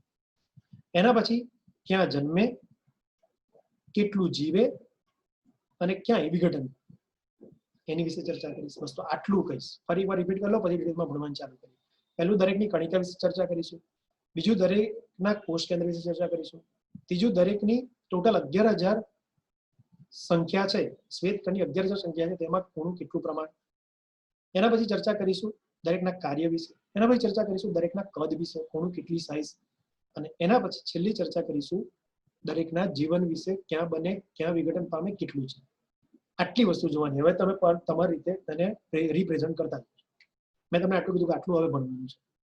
તો 5 તમે અહીંયા પર હેડિંગ મારી દીધું હશે, 5 શ્વેતકણોના નામ, બરોબર. ઉપર રફલી પાછી આકૃતિ દોર રાખવી, જે રીતે હું અત્યારે બતાવું, મેં દોરી જોઈ, દેખાય છે 5 શ્વેતકણ દેખાય છે. મેં જે રીતે ક્રમ બતાવ્યો છે રીતે નહીં લખવાનું, તમે તમારી રીતે ક્રમ બનાવો, જે રીતે મેં અત્યારે આગળ દોરાયું એવી રીતે, જે રીતે આપણે અહીંયા લખ્યું છે ને એવી રીતે ક્રમ બનાવો. હું ભણાવીશ પણ એ રીતે જ, બરાબર. એ તમારી ઈચ્છા, ખોટું કોઈ જગ્યાએ લખાય નહીં, ધ્યાન રાખતા રહેજો. ચાલો, તો 5 શ્વેતકણના હવે લક્ષણો કેટલા છે, તો કે 6 લક્ષણ ભણવાના છે, એક પછી રિપીટ કરીએ, હે ને? ઓકે, ઉપર આકૃતિ તમને દેખાય જ છે. બોલ, પેલું કણિકા વિશે ચર્ચા કરીએ.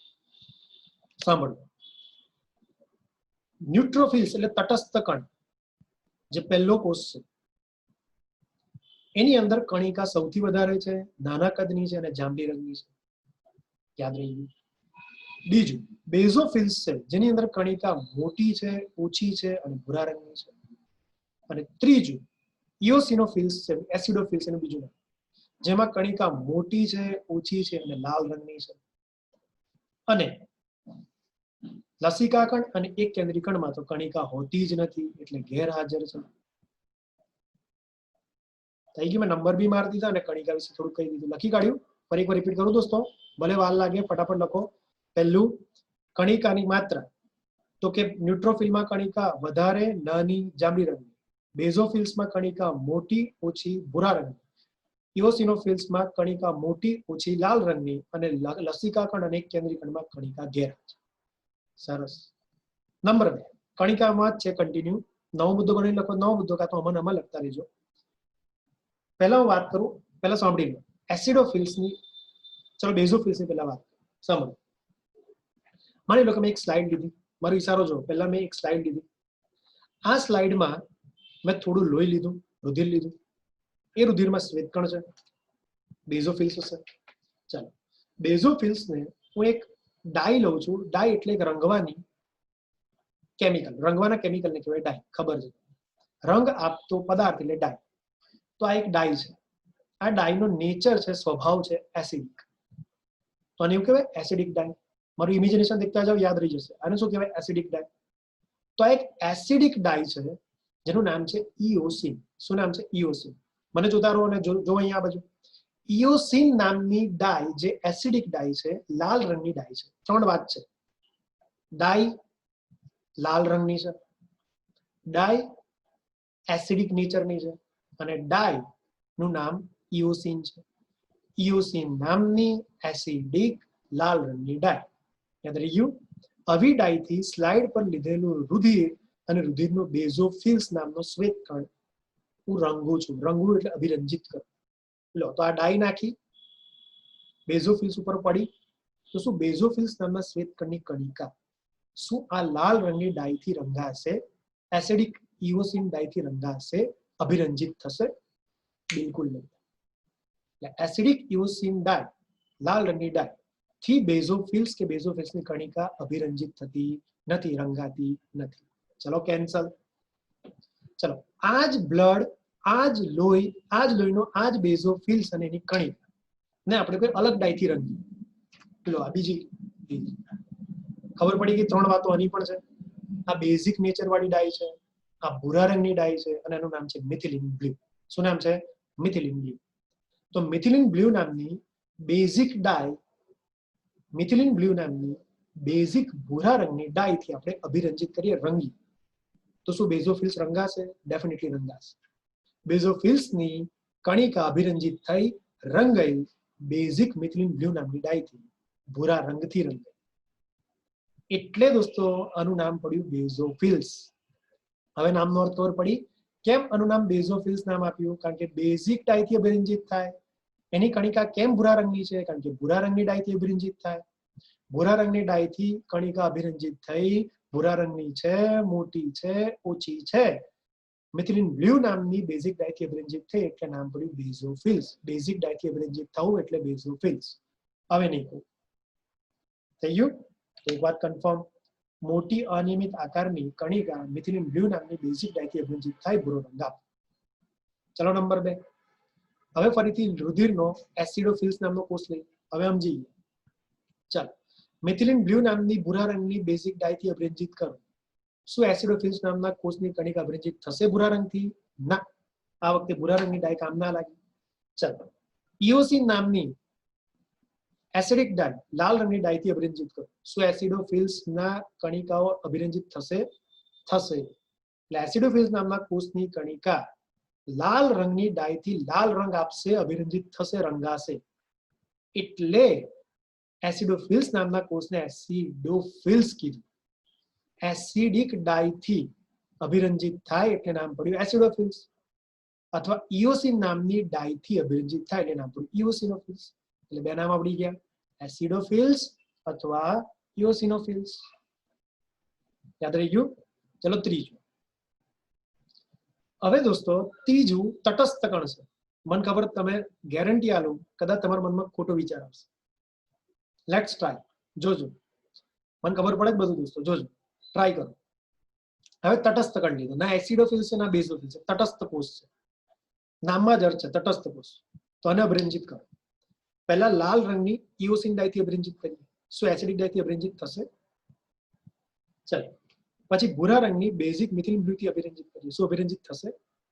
બંને ડાય આપણે વાપરી, શું બંને ડાય કામ કરશે?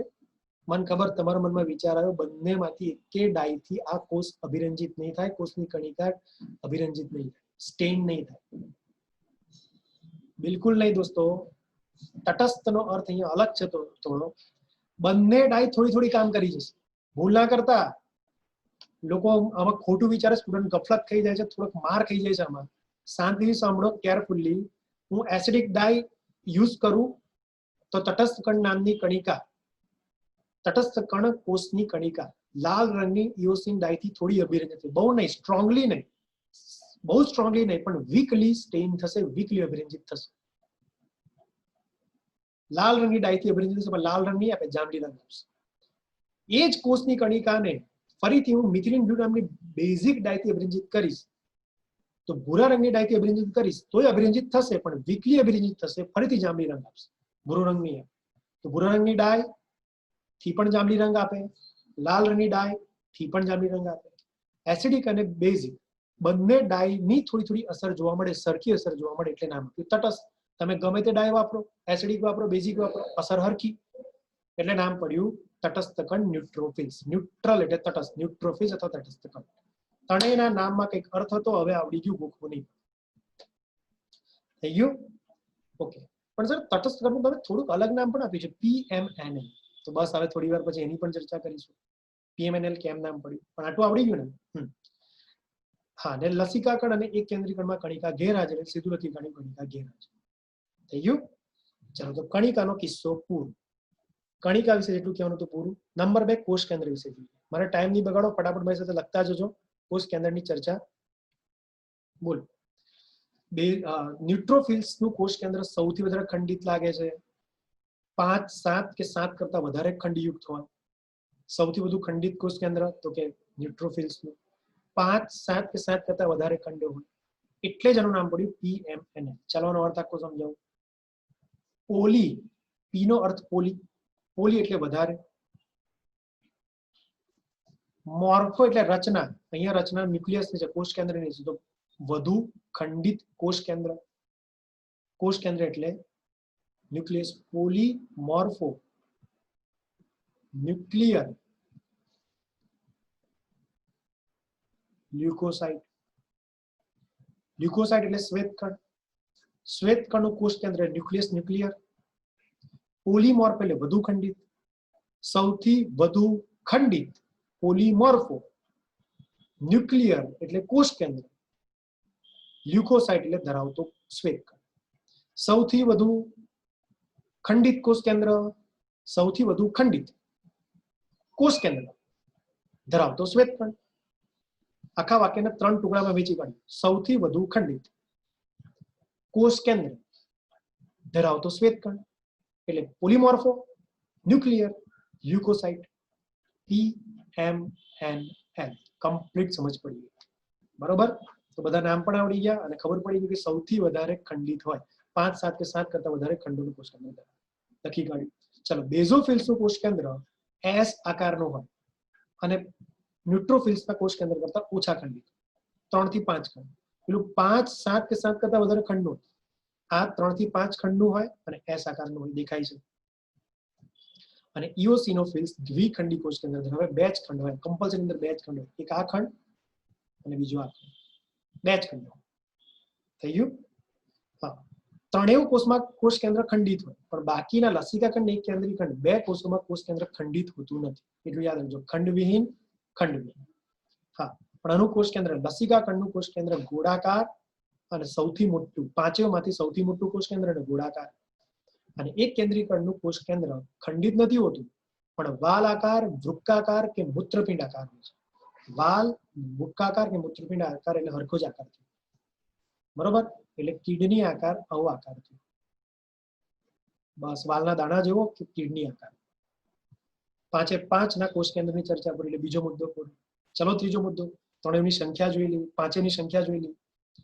ઓકે, સૌથી વધારે સંખ્યામાં જો પાંચેય કોષોમાંથી સૌથી વધુ સંખ્યામાં શ્વેતકણ હોય તો એ છે ન્યુટ્રોફિલ્સ. 40 થી 70%, 100% શ્વેતકણોમાંથી 40 થી 70% શ્વેતકણ ન્યુટ્રોફિલ્સ હોય. નંબર 2 ઉપર આવે લસિકા ખંડ, લિમ્ફોસાઇટ, 20 થી 45%.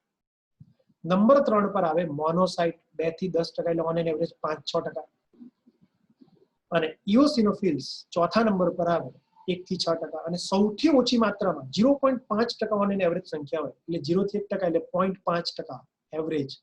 0.5% એટલે કેટલીક વાર તો કેટલી બધી વાર તમે સેમ્પલ લો તો ક્યારેક માંડ તમને થોડાક બેઝોફિલ્સ દેખાય. બેઝોફિલ્સ સંખ્યા સૌથી ઓછી. સૌથી વધારે સંખ્યામાં શ્વેતકણ હોય તો ન્યુટ્રોફિલ્સ, સૌથી ઓછી સંખ્યામાં શ્વેતકણ હોય તો બેઝોફિલ્સ. યાદ રાખજો.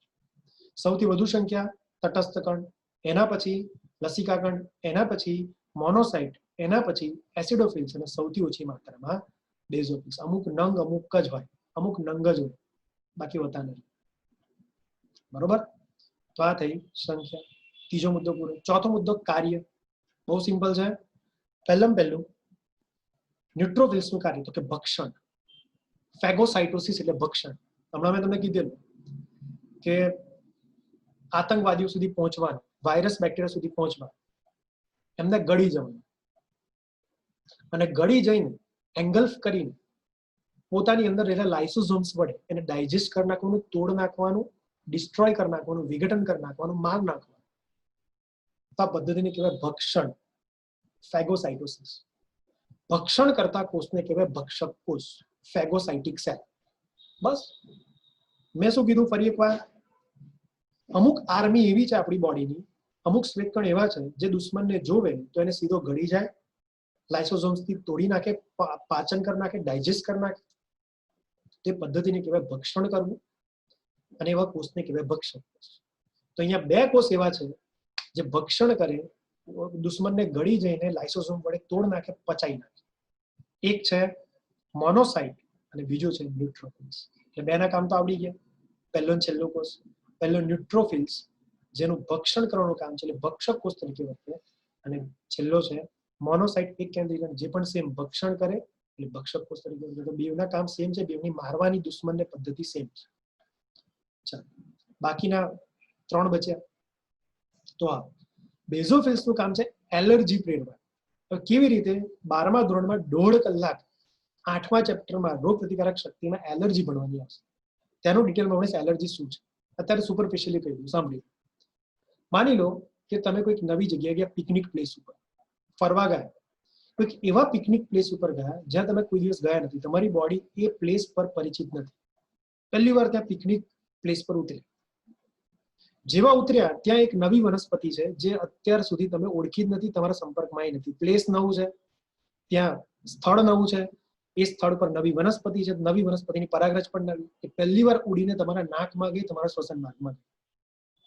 તો તમારી બોડી કોઈ દ્રવ્યને ના જાણતી હોય, તરત જ એ દ્રવ્ય તમારી અંદર જતા, એ પરાગરજ તરત જ અંદર જતા તમારી બોડી અટવાઈ જશે, કન્ફ્યુઝનમાં આવી જશે, કન્ફ્યુઝ થઈ જશે કે આ શું આવ્યું. કોઈ દિવસ આ તો કોઈ દિવસ આપણી બોડીમાં આવ્યું નથી, આને તો આપણે ઓળખતા નથી. એટલે આપણી બોડીના તંતુ ઘટક પેશીના માસ્ટ કોષ, યાદ કરો, તંતુ ઘટક પેશીના માસ્ટ કોષ જે ભણાયેલું છે આપણે પ્રીવિયસ લેક્ચરોમાં, તંતુ ઘટક પેશીના માસ્ટ કોષ અને સાથે સાથે રુધિરના બેઝોફિલ્સ નામના WBC, માસ્ટ કોષ અને WBC બંને આ સિગ્નલને ઓળખે કે સમથિંગ રોંગ, બોડીમાં કંઈક એવું દ્રવ્ય આવ્યું છે જે બોડી ઓળખતી નથી, કે બોડીને માફક આવતું નથી. તો તરત જ બેઝોફિલ્સ અને માસ્ટ કોષ હિસ્ટેમાઇન ને હિપેરિનને રિલીઝ કરે. સાંભળ્યા કરો સ્ટોરી છે કાલે. અને હિપેરિન અને હિસ્ટેમાઇન નામના દ્રવ્યો માસ્ટ કોષ અને બેઝોફિલ્સમાંથી નીકળે, રિલીઝ થાય, સ્ત્રાવ થાય અને શ્વસન માર્ગ સુધી પહોંચે. અને શ્વસન માર્ગના કોષોને કહી દે, શ્લેષ્મસ્ત્રાવી કોષો, ગોબ્લેટ સેલને કહી દે કે ભાઈ શ્લેષ્મ પાડો. બધા કોષોને એલર્ટ કરવાનું કહી દે કે ભાઈ એલર્ટ થાવ, આ કંઈક શ્વસન માર્ગમાં નવું આવ્યું છે, પરાગરજ આવી છે જે આપણે ઓળખતા નથી, કદાચ આ સારી બી હોય, નુકસાનકારક બી હોય, આપણને ખબર નથી, પહેલી વાર સંપર્કમાં આવી છે, સમથિંગ રોંગ, એનો વિરોધ કરો. આપણું શ્વસન માર્ગ એલર્ટ થઈ જાય, કફ બનાવવા લાગે, શ્લેષ્મ બનાવવા લાગે, ચીકણા ચીકણા દ્રવ્યોનો સ્ત્રાવ કરવા લાગે, પરાગરજને ટ્રેપ કરવા લાગે, બહાર કાઢવાનો ટ્રાય કરે, એટલે આપણને શરદી ખાંસી થાય. એટલે કેટલીક વાર શરદી ખાંસી એલર્જીની પણ હોય, વાયરસથી ના થાય, કેટલીક શરદી ખાંસી. ખબર પડી? કોઈકને ભેજની હોય, કોઈને ટામેટાની હોય, કોઈને રીંગણની હોય, કોઈને કોઈ શાકભાજીની હોય, કોઈકને કોઈ ફળની હોય, કોઈકને કોઈ તેલની હોય, કોઈકને ભેજની, ધૂળની હોય, કોઈકને. મોટાભાગના છોકરાઓને અત્યારે તમને મને ધૂળની એલર્જી, કારણ કે ધૂળના બહુ સંપર્કમાં આવ્યા ન હોય તો ધૂળ બહુ સમય પછી આપણા સંપર્કમાં આવે તો હવે કાયમ આપણી બોડીમાં ધૂળ જતા આપણી બોડીના માસ સેલને બેઝોફિલ્સ, હિસ્ટેમાઇન અને હિપેરિન રિલીઝ કરે. હિસ્ટેમાઇન હિપેરિન સીધું શ્વસન માર્ગને કહી દે કે આ ધૂળ આવી, સમથિંગ રોંગ. એટલે ધૂળ જેવી બોડીમાં પ્રવેશે, હિસ્ટેમાઇન હિપેરિન શ્વસન માર્ગને એલર્ટ કરી દે, એટલે શ્વસન માર્ગ એનો વિરોધ કરે, શરદી ખાંસી થઈ જાય, એને આપણે કહે છે allergy. Allergy nothing, it is a hyper sensitivity. કોઈ દ્રવ્ય પ્રત્યે વધારે પડતી સંવેદના બતાવી, વધારે પડતું ઓવર રિએક્ટ કરવું, એને કહેવાય એલર્જી, હાઇપર સેન્સિટિવિટી. અને એલર્જી અથવા હાઇપર સેન્સિટિવિટીમાં હિસ્ટેમાઇન હિપેરિન જેવા દ્રવ્યો મહત્વનો ભાગ ભજવે. અને સિગ્નલિંગ કેમિકલ છે હિપેરિન, હિસ્ટેમાઇન, એ સ્ત્રાવ કરે બેઝોફિલ્સ ને માસ્ટ સેલ. તો એલર્જીમાં મહત્વનો ભાગ ભજવે, હિસ્ટેમાઇન હિપેરિન જેવા દ્રવ્યોનો સ્ત્રાવ કરે. આવડી ગયું કામ? લખી કાઢ્યું? ચાલો. ઇઓસિનોફિલ્સ પણ રોગ પ્રતિકારક શક્તિમાં ભાગ ભજવે, પણ કોઈ એનું પર્ટિક્યુલર પરફેક્ટ કામ નથી. અલગ અલગ દિશામાં અમુક અમુક અલગ અલગ સમયે અલગ અલગ રીતે બિહેવ કરતું હોય દુશ્મનોને મારવા માટે. કેટલીક વાર એલર્જીમાં વધી ગયેલા હોય, કેટલીક વાર એવા ટોક્સિક પ્રોટીનનો સ્ત્રાવ કરે, ઝેરી પ્રોટીનનો સ્ત્રાવ કરે, એ ઝેરી પ્રોટીન દુશ્મનને માર નાખે. આપણા માટે ઝેરી નહીં, દુશ્મન માટે ઝેરી. એટલે આપણી બોડીમાં કોઈ વાયરસ બેક્ટેરિયા લોકો દેખે તો વાયરસ બેક્ટેરિયાને દેખતાની અંદર ત્યાં આ ઇઓસિનોફિલ્સ એવા ઝેરી પ્રોટીનનો સ્ત્રાવ કરે કે એ ઝેરી પ્રોટીન એ વાયરસ બેક્ટેરિયા પર જાય અને માર નાખે. તો ટોક્સિક પ્રોટીન, ઝેરી પ્રોટીનનો સ્ત્રાવ કરીને આપણું રક્ષણ કરે. કેટલીક વાર એલર્જીમાં વધી જાય, એલર્જીમાં મહત્વનો ભાગ ભજવે. તો જોઈ લો, એલર્જીની સંખ્યા વધે અને ઝેરી પ્રોટીનનો સ્ત્રાવ કરે જે રોગકારકને મારે. થઈ ગયું? અને બી સેલ અને ટી સેલ નામના લસિકા કણ, જે છેલ્લો શ્વેતકણ છે જેનું કામ હું કહું તો આ લોકો એન્ટીબોડી નામનું પ્રોટીન બનાવે અને એ એન્ટીબોડી દુશ્મનોને મારે. હવે એને ડિટેલમાં જોઈશું 12મા ધોરણમાં. 3-4 લેક્ચર આની પર થશે. આ અત્યારે કહું છું કે એન્ટીબોડી સર્જન દુશ્મનોને મારે. આટલું વાક્ય સમજાવવા મારે 3-4 લેક્ચર 12મા ધોરણમાં થશે. તો અત્યારે તો સમજાવાય નહીં. અત્યારે સીધી વાત કહું, લસિકા કણ બી અને ટી બે પ્રકારના હોય.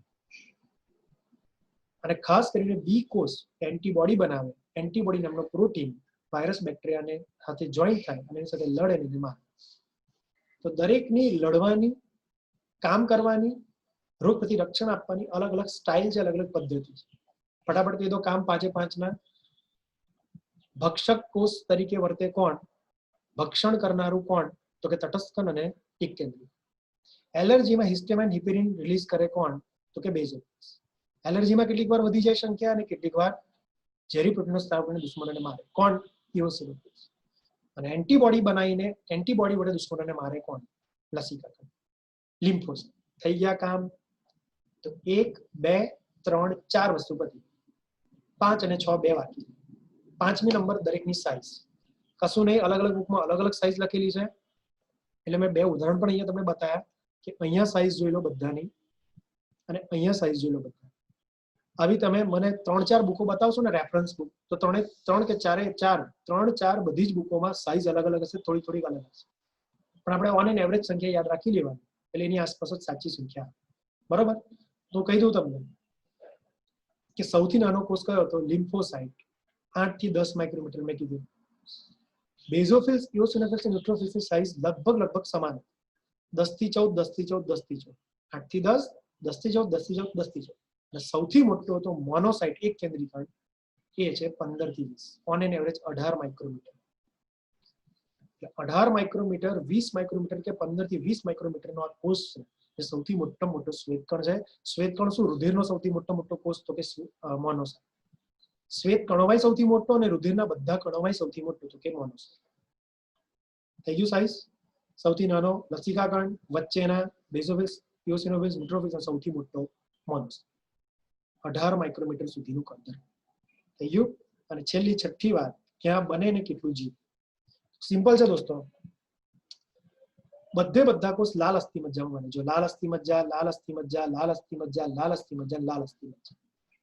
પણ લિમ્ફોસાઇટ, લસિકાકણ લાલ અસ્થિ મજ્જામાં તો બને જ, સાથે અમુક બીજી જગ્યાએ પણ બને. લાઈક જઠરની બાજુમાં આવે બરોડ, બરોબર, અહીં છાતીમાં આવે થાઇમસ, આપણા અહીંયા મુખ ગુહામાં અને ગળા પાસે આવે કાંકડા, ટોન્સિલ, અને બોડીમાં જ્યાં જ્યાં લસિકા વાહિની છે ત્યાં લસિકા વાહિનીમાં ફૂલેલો ભાગ આવે લસિકા ગાંઠ. તો આ બધી જ જગ્યાએ થી લિમ્ફોસાઇટ અથવા લસિકાકણની બનવાનું સ્થાન છે. કયા? મોટા ભાગે લાલ અસ્થિ મજ્જામાંથી બને, સાથે સાથે કાંકડા એટલે ટોન્સિલ, થાઇમસ, બરોડ, અને બોડીમાં રુધિર લસિકા વાહિનીમાં વચ્ચે આવેલો ફૂલેલો ભાગ, એને કહેવાય લસિકા ગાંઠ. ત્યાં જોઈશું ડિટેલમાં જેમ ભણવાનું હશે બાયોલોજી. આટલી જગ્યાએથી આ બરોબર. સર કેટલું જીવે? બધાનું અલગ અલગ લાઈફ છે. ઓન એન એવરેજ કેવું હોય તો અમુક બુકોમાં સીધું ઓન એન એવરેજ નીટના લેવલ પર કહી દીધું છે કે આ લોકો 3 થી 4 વીક જીવે, પણ એક્ઝેક્ટલી આ પ્રોપર જવાબ નથી. હું એક્ઝેક્ટ જવાબ આપું તો દરેકની અલગ અલગ લાઈફ છે. પહેલા હું લસિકાકણ વિશે કહું. લસિકાકણ છે ને અમુક દિવસ જીવે, અમુક લસિકાકણ મહિનાઓ સુધી જીવે, અને અમુક લસિકાકણ તો વર્ષો સુધી જીવે. આ કેમ લખ્યું છે તમને થોડુંક સમજાવું. જ્યારે 12માં જશો ને ત્યારે હું બી કોષોના અલગ અલગ પ્રકાર ભણાવીશ અને ટી લસિકાકણના અલગ અલગ પ્રકાર. ટી લસિકાકણ 4 પ્રકારના હોય, અને એ 4 પ્રકારમાં પાછા પેટા પ્રકાર. લોટ્સ ઓફ બી લસિકાકણ અને ટી લસિકાકણ. આટલા બધા પ્રકાર છે, તેમના કામ બી અલગ અલગ હશે, જે 12માં ભણીશું. કામ અલગ અલગ હોય રીતે જીવન પણ અલગ અલગ હોય. લાઈક હું તમને કહું કે અમુક તો લડતા લડતા જ મરી જાય, તે તો કલાકોમાં કાં તો દિવસોમાં મરી જાય. અમુક મહિનાઓ સુધી જીવી, અને અમુક તો વર્ષો સુધી જીવી. લાઈક મેમરી બી સેલ અને મેમરી ટી સેલ એ લડવાનું કામ ના કરે. એ એવા સ્મૃતિ બી કોષ અને સ્મૃતિ ટી કોષ, I repeat, memory B cell અને મેમરી ટી સેલ એવા કોષો છે જેમાં નામમાં જ અર્થ છે. મેમરી બી, મેમરી ટી કોષ જે બેસી રહેશે, યુદ્ધ ના કરે.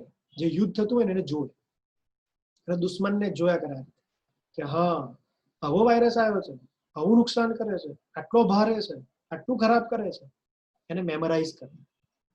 અને લાઈફ ટાઈમ લગીને મેમરી રાખીને એ જીવિત રહીને લોહીમાં ફર્યા. ફરી વાર એ જ વાયરસ કે બેક્ટેરિયાનો આતંકવાદી આવે તો ફરીથી એ ઓળખી લે, હા આ તો પેલો જ હતો જે 5 વર્ષ પહેલા આવ્યો હતો, આ ફરીથી આવ્યો. હવે અમે વાર નહીં લાગે, હવે એને ઓળખવાનું અમે સમય નહીં બગાડીએ, અમે ઓળખીએ જ છે આને. એ બધાને સિગ્નલ મોકલી દેશે. મેમરી બી ને મેમરી ટી કોષ બધાને સિગ્નલ મોકલે, જો ભાઈ આ પહેલા આવેલો છે, આવો હોય તો અમે તમને મેમરાઇઝ કરાવીએ. બધા જ આપણું WBC ના 5 કોષો જાગી જાઓ, આપણું આખું સૈનિક તંત્ર જાગી જાઓ, આપણી આર્મી સિસ્ટમ જાગી જાઓ, લડો. ટાઈમ ના બગાડશો ને ઓળખવામાં, કારણ કે આ પહેલો આવેલો છે, અમે ઓળખીએ છીએ. એવા મેમરી બી ને મેમરી ટી ને તો મેમરી રાખવા માટે વર્ષો સુધી જીવવું પડે. તો અમુક કોષો વર્ષો સુધી, અમુક દિવસ સુધી, અમુક મહિનાઓ સુધી જીવે. એ લસિકા કણમાં જેટલું વેરિએશન છે. બાકી બધામાં તો કેવું છે, જો મોનોસાઇટ 10 થી 20 કલાક જીવે, અમુક બુકોમાં લખ્યું છે 3 દિવસ જીવે, તો કાં તો 3 દિવસ કાં તો 10 થી 20 કલાક જીવે, પછી મરી જાય. બેઝોફિલ્સ જો લોહીમાં હોય, લોહીમાં ફર્યા કરે તો 4-8 કલાકમાં મરી જાય. ઇઓસિનોફિલ્સ છે, જો એ લોહીમાં ફર્યા કરે રુધિરવાહિનીમાં તો 4-8 કલાક, પણ જો કોઈ પેશીઓમાં ઘૂસી જાય તો પેશીઓમાં 4-5 દિવસ લગી જાય. સેમ ન્યુટ્રોફિલ્સ પણ લોહીમાં ફર્યા કરે તો 4-8 કલાક, પણ જો કોઈ પેશીમાં ઘૂસી જાય તો 4-5 દિવસ. ધેટ્સ ઇટ, પૂરું થઈ ગયું. આ બધી તમારી કહાની હતી. તો તમારો શ્વેત કણ પૂરો, રુધિર આખું પૂરું. હવે હું તમને પ્રશ્નો કરું છું કે રુધિરનું કામ શું? ફટાફટ લખતા જજો રુધિરનું કામ શું. ચાલો, હું લખતો નહીં, તમારે લખતું રહેવાનું. રુધિરનું પહેલું કામ યાદ કરો. રુધિરમાં 90% તો પાણી હોય, તો પાણી શરીરનું તાપમાન જાળવે. તો પહેલું કામ શરીરનું તાપમાન જાળવવું, ટેમ્પરેચર જાળવે, બોડીનું 37 ડિગ્રી સેલ્સિયસ. પહેલું કામ થઈ ગયું. બીજું કામ આયન નું વહન કરે, એટલે ક્ષારનું વહન કરે. ક્ષાર હતા તો પીએચ જાળવતા હતા. આશ્રુતિ નિયમન કરતા હતા, પાણીનું નિયમન અંદર જાળવે. આશ્રુતિ નિયમન કરતા યાદ કરો તો આશ્રુતિ નિયમન જાળવે, પીએચ જાળવે, આયન ધરાવે, શરીરનું તાપમાન જાળવે. હવે આ તો રુધિર રસની વાત થઈ ગઈ, બરોબર. રુધિર રસને છોડ દો, રક્તકણ રબડ્યા હતો. રુધિરનો રક્તકણ શું કરતો હતો? O2 અને CO2 જેવા વાયુઓનું વહન કરતો હતો. ફેફસાથી કોષો, કોષોથી ફેફસા, બરોબર. રુધિર રસમાં પોષક તત્વો હતા. તો ખોરાક પચે તો એ પચેલો ખોરાક રુધિર વડે કોષો સુધી પહોંચે, તો પોષક તત્વોનું વહન કરે. પોષક તત્વોનું વહન કરે. કોષ જે નકામો કચરો બનાવે, એ કોષનો નકામો કચરો કિડની સુધી પહોંચે, મૂત્રપિંડ સુધી પહોંચે, મૂત્ર બનવા, યુરિન બને. તો નકામા કચરાનું વહન, ઉત્સર્ગ દ્રવ્યનું વહન. યાદ રહ્યું? WBC નું કામ છે રોગ પ્રતિરક્ષણ. રોગ પ્રતિરક્ષણ 5 WBC રોગ પ્રતિરક્ષણ આપે. રક્ત કણિકાનું કામ હતું લોહી ગંઠાઈ નાખવું. જ્યાં ઇન્જરી થઈ હોય, જ્યાં ઈજા થઈ હોય ત્યાં લોહી વધારે વહી ના જાય, લોસ ના થાય, એના માટે રુધિર ગંઠાવાની ક્રિયા કરતો. તો રુધિર ગંઠાવાની ક્રિયા, રોગ પ્રતિરક્ષણ, નકામા દ્રવ્યોનું વહન, પોષક તત્વોનું વહન, O2 CO2 નું વહન, આશ્રુતિ નિયમન, પીએચ જાળવવી, આયનનું વહન, 37 ડિગ્રી ટેમ્પરેચર જાળવવું. તે ઉપરાંત વિટામિનનું વહન, અંતઃસ્ત્રાવ એટલે હોર્મોનનું વહન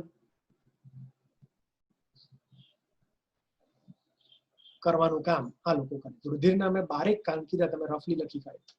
થઈ ગયું? હવે હું તમને અમુક પ્રશ્નો પૂછું એટલે આપણું રુધિર નામનો ટોપિક પૂરું.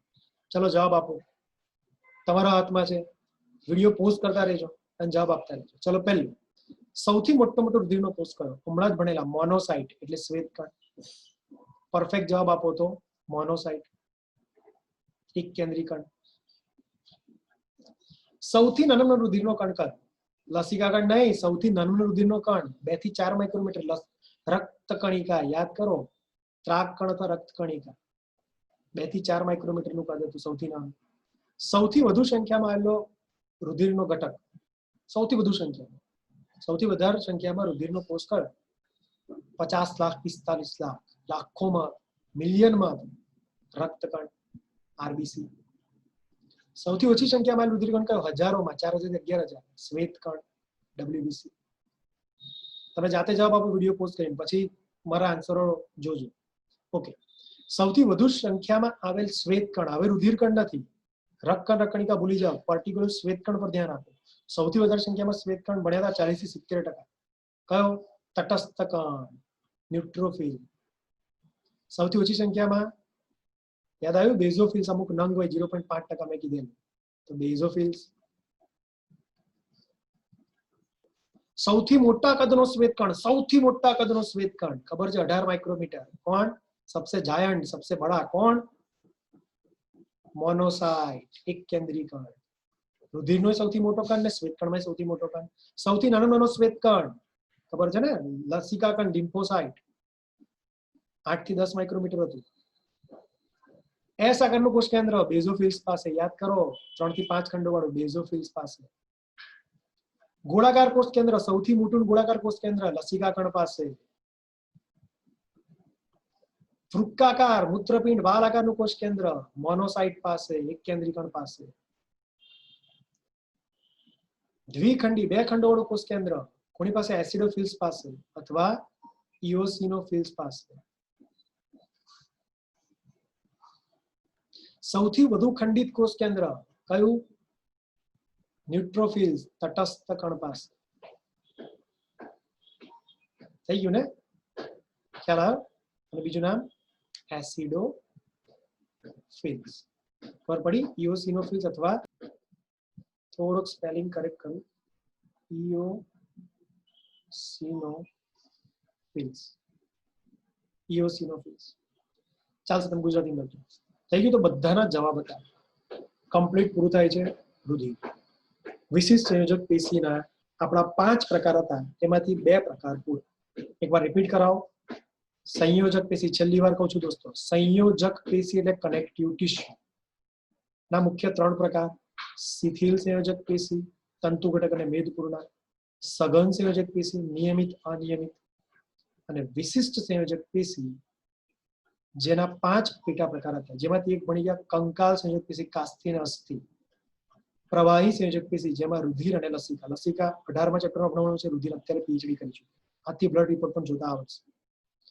જો મારા 3 રુધિરના લેક્ચરો મિક્સ કરીને ભણ્યા હોય, સમજ્યા હોય, યાદ હોય તો. બાકીના 3 હવે ભણવાના છે. ગોર કિયા જાય. એક છે પિગમેન્ટેડ, ક્યારના લખ કરીએ છે, આજે પાર આવશે. પિગમેન્ટેડ. બીજી છે રેટિક્યુલર અને ત્રીજી છે મ્યુકોઇડ.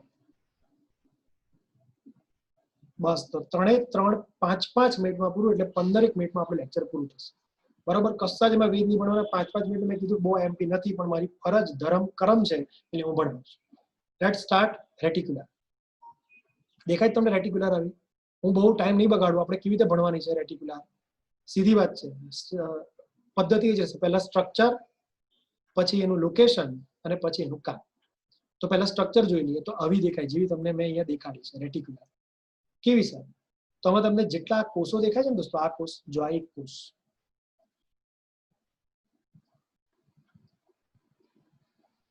આવો એક સ્ટાર આકારનો કોષ તમને દેખાય છે. દેખાય છે? આવો એક કોષ છે. આવા બહુ બધા કોષો. આવા દોસ્તો આમ સ્ટાર આકારના બહુ બધા કોષો ભેગા થાય. આ 1, આ 2, આ 3, આ 4. આવા સ્ટાર આકારના બહુ બધા કોષો ભેગા થાય તો આ કોષોને કહેવાય રેટિક્યુલર કોષ, રેટિક્યુલર સેલ. બરોબર? સ્ટાર આકારના કોષો, જેને શું કીધું? રેટિક્યુલર સેલ. આ રેટિક્યુલર સેલમાંથી આવા લાંબા લાંબા તંતુઓ નીકળે છે, જેને કીધું કોષરસીય પ્રવર્ધો અથવા પ્રોટોપ્લાઝમિક પ્રોસેસિસ.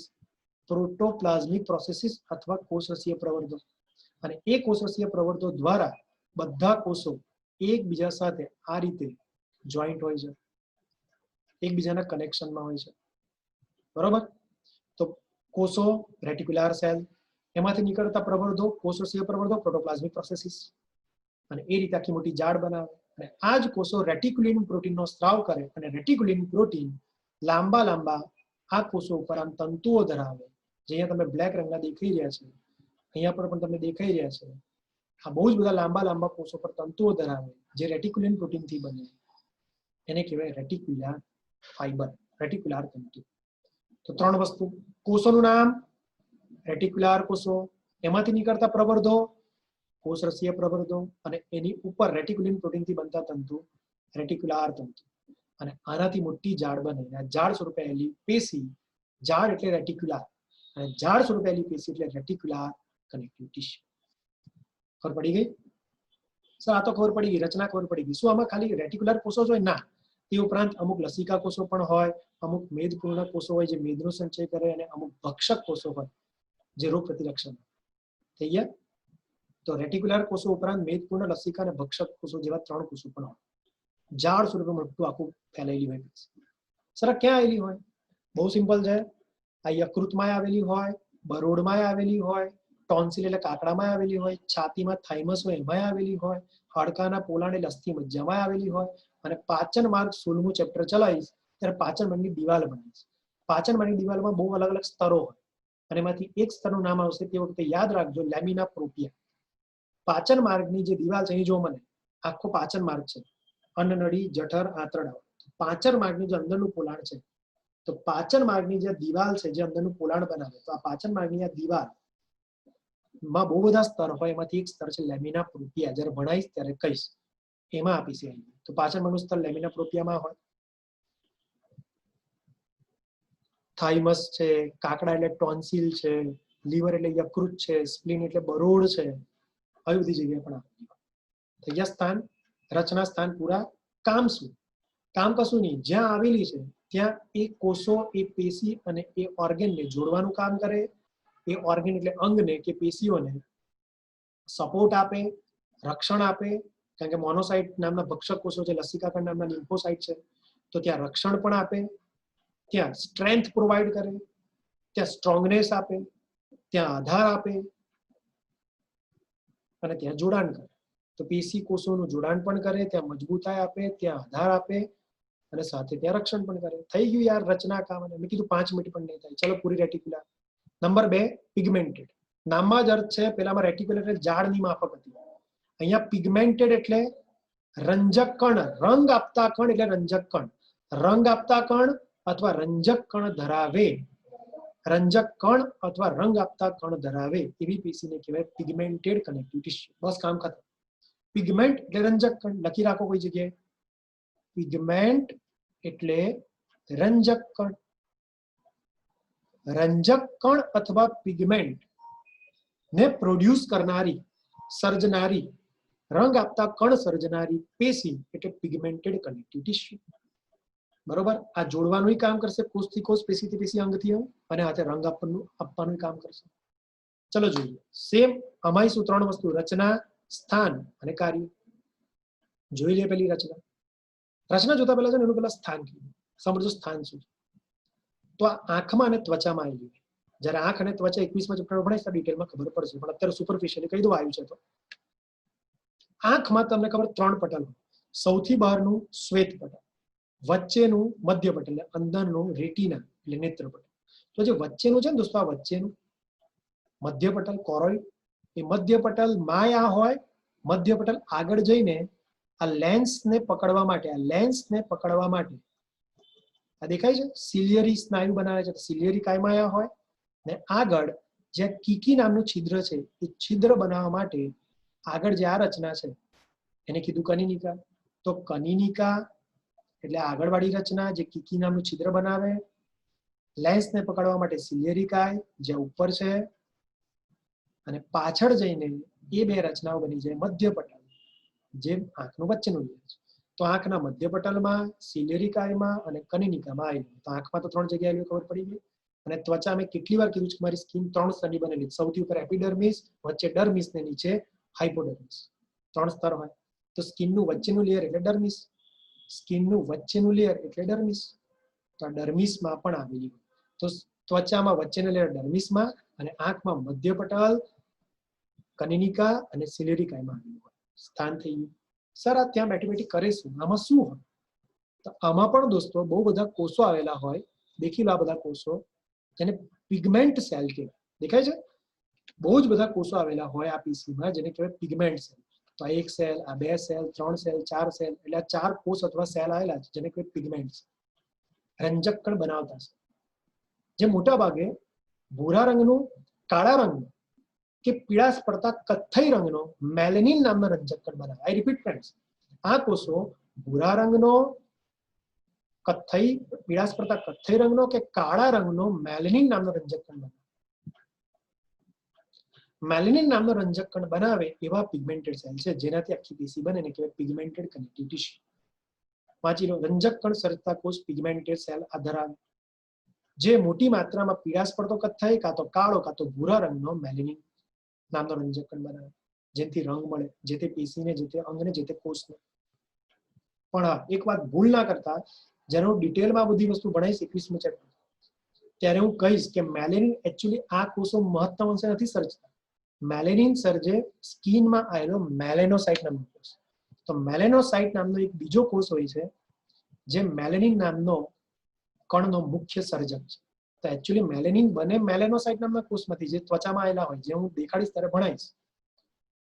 પણ સાથે સાથે તેમને મેલેનિન બનાવવામાં મદદ કરતા હોય ત્યાં આવેલી પિગમેન્ટેડ કનેક્ટિવ ટિશ્યુના પિગમેન્ટેડ સેલ. તો મેલેનિન બે જગ્યાએથી બને, એક મેલાનોસાઇટ નામનો કોષ મોટાભાગે ત્યાંથી જ બને અને થોડોક ઘણો અહીંથી બને, પિગમેન્ટેડ સેલ.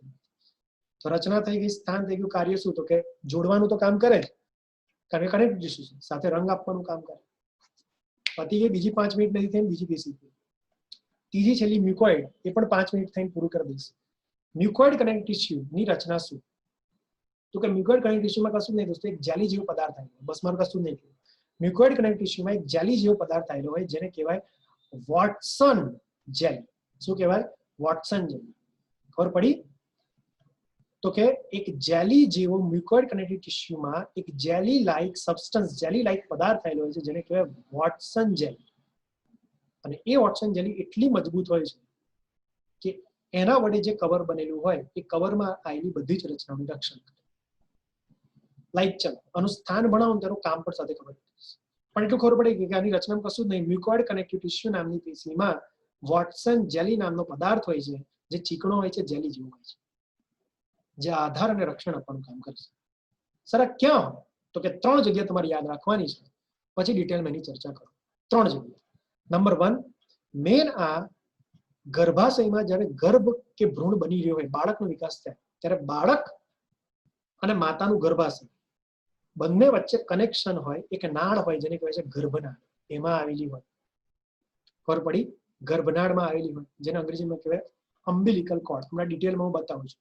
અમ્બિલિકલ કોર્ડ અથવા ગર્ભનાળ એક એવી રચના છે જે માતા અને બાળકને બંનેને કનેક્ટ કરે. માતાનું ગર્ભાશય અને બની રહેલું બાળક બંનેની વચ્ચે કનેક્શન હોય, એક મોટું દોરડું હોય જેને કહેવાય અમ્બિલિકલ કોર્ડ અથવા ગર્ભનાળ, જેમાં આવેલી હોય. ક્યારેક ક્યારેક આ બીજી 2 જગ્યાએ આવેલી હોય છે. જેમ કે હું આંખ ભણાવીશ ત્યારે કહીશ કે આંખનો આ આગળનો ભાગ છે ને, આગળનો આ લેન્સ છે, નેત્રમણી. આંખનો જે લેન્સ છે નેત્રમણી, એની આગળનો ભાગ, આ આગળનું ચેમ્બર છે એને કહેવાય અગ્રકોટર અથવા તરલ રસ કોટર, પાણી જેવો રસ હોય. અને પાછળ જાડું રસ હોય જેને કહેવાય કાચ રસ. કાચ રસ ધરાવતું કોટર એટલે કાચ રસ કોટર. તો આખું આ કોટર છે એને કહેવાય કાચ રસ કોટર. અને લેન્સની પાછળ છે અને લેન્સની આગળ છે આ, એને કહેવાય તરલ રસ કોટર, અગ્રકોટર. તો હું અત્યારે વાત કરું છું લેન્સની પાછળ એનું કોટર એટલે કાચ રસ કોટર. તો આ કાચ રસ કોટરમાં જોવા મળે. ખબર પડી? મ્યુકોઇડ કનેક્ટિવ ટિશ્યુ. અને બીજું મરઘી હોય, કોક એટલે મરઘી, અને કોક એટલે મરઘીની ઉપર કોમ્બ એટલે કલગી. કોમ્બ ઓફ કોક એટલે મરઘીની ઉપર જે આ કલગી જેવી રચના હોય છે, મરઘીની ઉપર આ જે રચના હોય છે કોમ્બ નામની રચના, તો મરઘીની આ કોમ્બમાં આવેલી. તો મરઘીના કોમ્બમાં હોય, આપણી હ્યુમન આઈ મનુષ્યની આંખના કાચરસ કોટરમાં હોય, અને મેઇન વસ્તુ આ ક્યાં હોય તો કે અમ્બિલિકલ કોર્ડ, ગર્ભનાળમાં હોય. 3 જગ્યા ખબર પડી ગઈ. સર કામ શું છે? તો કે ગર્ભનાળમાં રહેલી રુધિર વાહિનીનું રક્ષણ કરે. કઈ જ ખબર નહીં પડતી. ચલો વ્યવસ્થિત એનું સ્થાન જોઈએ. ચલો દેખાડે છે? ધ્યાનથી દેખો. તમે દેખાશે આ વ્યવસ્થિત ડિટેલમાં. તો તમને ચેપ્ટર 3 12મા ધોરણમાં કહીશ, પ્રજનન તંત્ર આવશે ત્યાં. નર અને માદાનું પ્રજનન તંત્ર ભણાવીશ, ત્યારે આખું બાળકનો વિકાસ ભણાવીશ કે કયા મહિને કેવી રીતે વિકાસ થાય, શું હોય, કેવા ફેરફાર થાય, 9 મહિના કેવી રીતે બાળક માતાની અંદર વિકસી છે. અત્યારે ડિટેલમાં નહીં કહેતો, અત્યારે જેટલું કામ છે એટલું કહું તો જોઈ લો.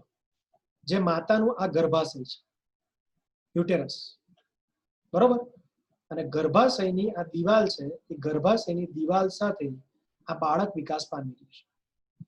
બરોબર. તો બાળક અને માતાનું ગર્ભાશય બંને વચ્ચે કનેક્શન છે આ દોરડા વડે.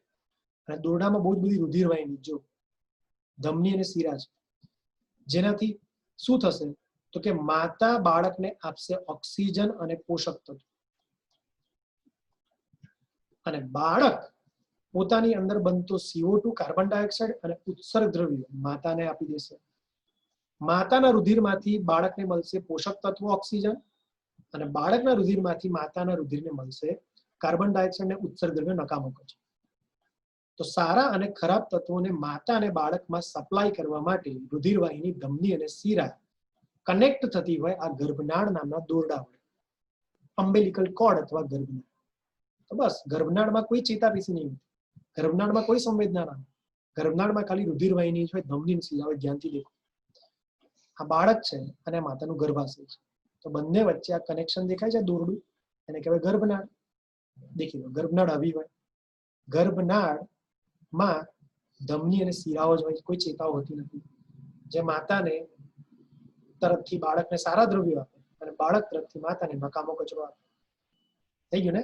અને ધ્યાનથી દેખો તો આ જે ગર્ભનાળ છે એમાં બ્લુ રંગનું જે દેખાય છે ને એ છે વોટસન જેલ, એટલે મ્યુકોઇડ કનેક્ટિવ ટિશ્યુ, જેની અંદર આ જે ધમની અને શિરાઓ છે, રુધિરવાહિની છે, એની ફરતે છે, ગર્ભનાળની દિવાલમાં છે, જે ગર્ભનાળની અંદર આવેલી રુધિરવાહિની ધમની અને શિરાનું રક્ષણ કરે. થઈ ગયું ને? ઓકે. જ્યારે બાળક જન્મી જાય 9 મહિના પછી, ત્યારે આ રીતે ડોક્ટર ગર્ભનાળને આ રીતે કાપી નાખે સીઝરથી, કાતરથી, અને માતા અને બાળકનું કનેક્શન લિંક કરે. ગર્ભનાળને કાપતા વખતે દુખે નહીં બાળકને. કેમ? તો કે ગર્ભનાળમાં કોઈ ચેતાઓ હોતી નથી. ડિટેલમાં ચર્ચા કરીશું ચેપ્ટર નંબર 3 સ્ટાન્ડર્ડ 12 માં. ખ્યાલ આવ્યો? તો વાંચી શકો છો તમે કે અમ્બિલિકલ કોર્ડ એટલે ગર્ભનાળમાં આવેલી હોય, એની દિવાલમાં હોય, બરોબર? અને એની દિવાલમાં બેઠી બેઠી વોટસન જેલી નામના પદાર્થની મદદથી રુધિરવાહિની, ધમની અને શિરાઓ જે ગર્ભનાળની અંદર છે એનું રક્ષણ કરે. થઈ ગયું? તો રચના, સ્થાન અને કાર્ય પૂરું. વચન આપી તો કેટલા સમયથી બોલતો હતો? કનેક્ટિવ ટિશ્યુ સૌથી લાંબામાં લાંબો ટિશ્યુ છે, પીસી છે, 4 પીસીમાં. અને મારું વચન ફળ્યું, ઘણું લાંબુ હતું, નીટના લેવલ પર બધું જ ભણ્યા, કોઈની તાકાત નહીં, એની બહારનું પૂછે. એવી જ રીતે આપણે સ્નાયુ પેશી, મસ્ક્યુલર ટિશ્યુ, ચોથી પેશી આપણે ભણીશું હવેથી નેક્સ્ટ લેક્ચર. ત્યાં લગીને હવે વાંચતા રહો, ભણતા રહો, કમ્પ્લીટ કોઈ કન્ફ્યુઝન હોય તો પૂછતા રહો. બહુ લાંબુ લેક્ચર થયું. મળીએ છીએ હવે નવા લેક્ચરમાં. આજથી 3 પેશી તમારી પૂરી કમ્પ્લીટ તૈયાર હોવી જોઈએ. મારું ધર્મ કર્મ પૂરું, હવેથી તમારું લક્ષ્ય ચાલુ થઈ ગયું છે. બરોબર? તો મને વિશ્વાસ છે તમે ભણશો, કન્ફ્યુઝન હોય તો પૂછશો, મોટિવેશન આપતો રહીશ, સલાહ આપતો રહીશ, પણ એના માટે તમારે મારા કોન્ટેક્ટમાં રહેવું પડશે. બરોબર? તો બસ આટલું જ આજના લેક્ચરમાં. નવા લેક્ચરમાં સ્નાયુ પેશી સાથે મળીશું. Okay friends? તો જય Shri Krishna. Keep watching my video lecture. Stay motivated and focus on the good. Goodbye. મળીએ છે નવા લેક્ચર. ઓકે? અગેન જય શ્રી કૃષ્ણ.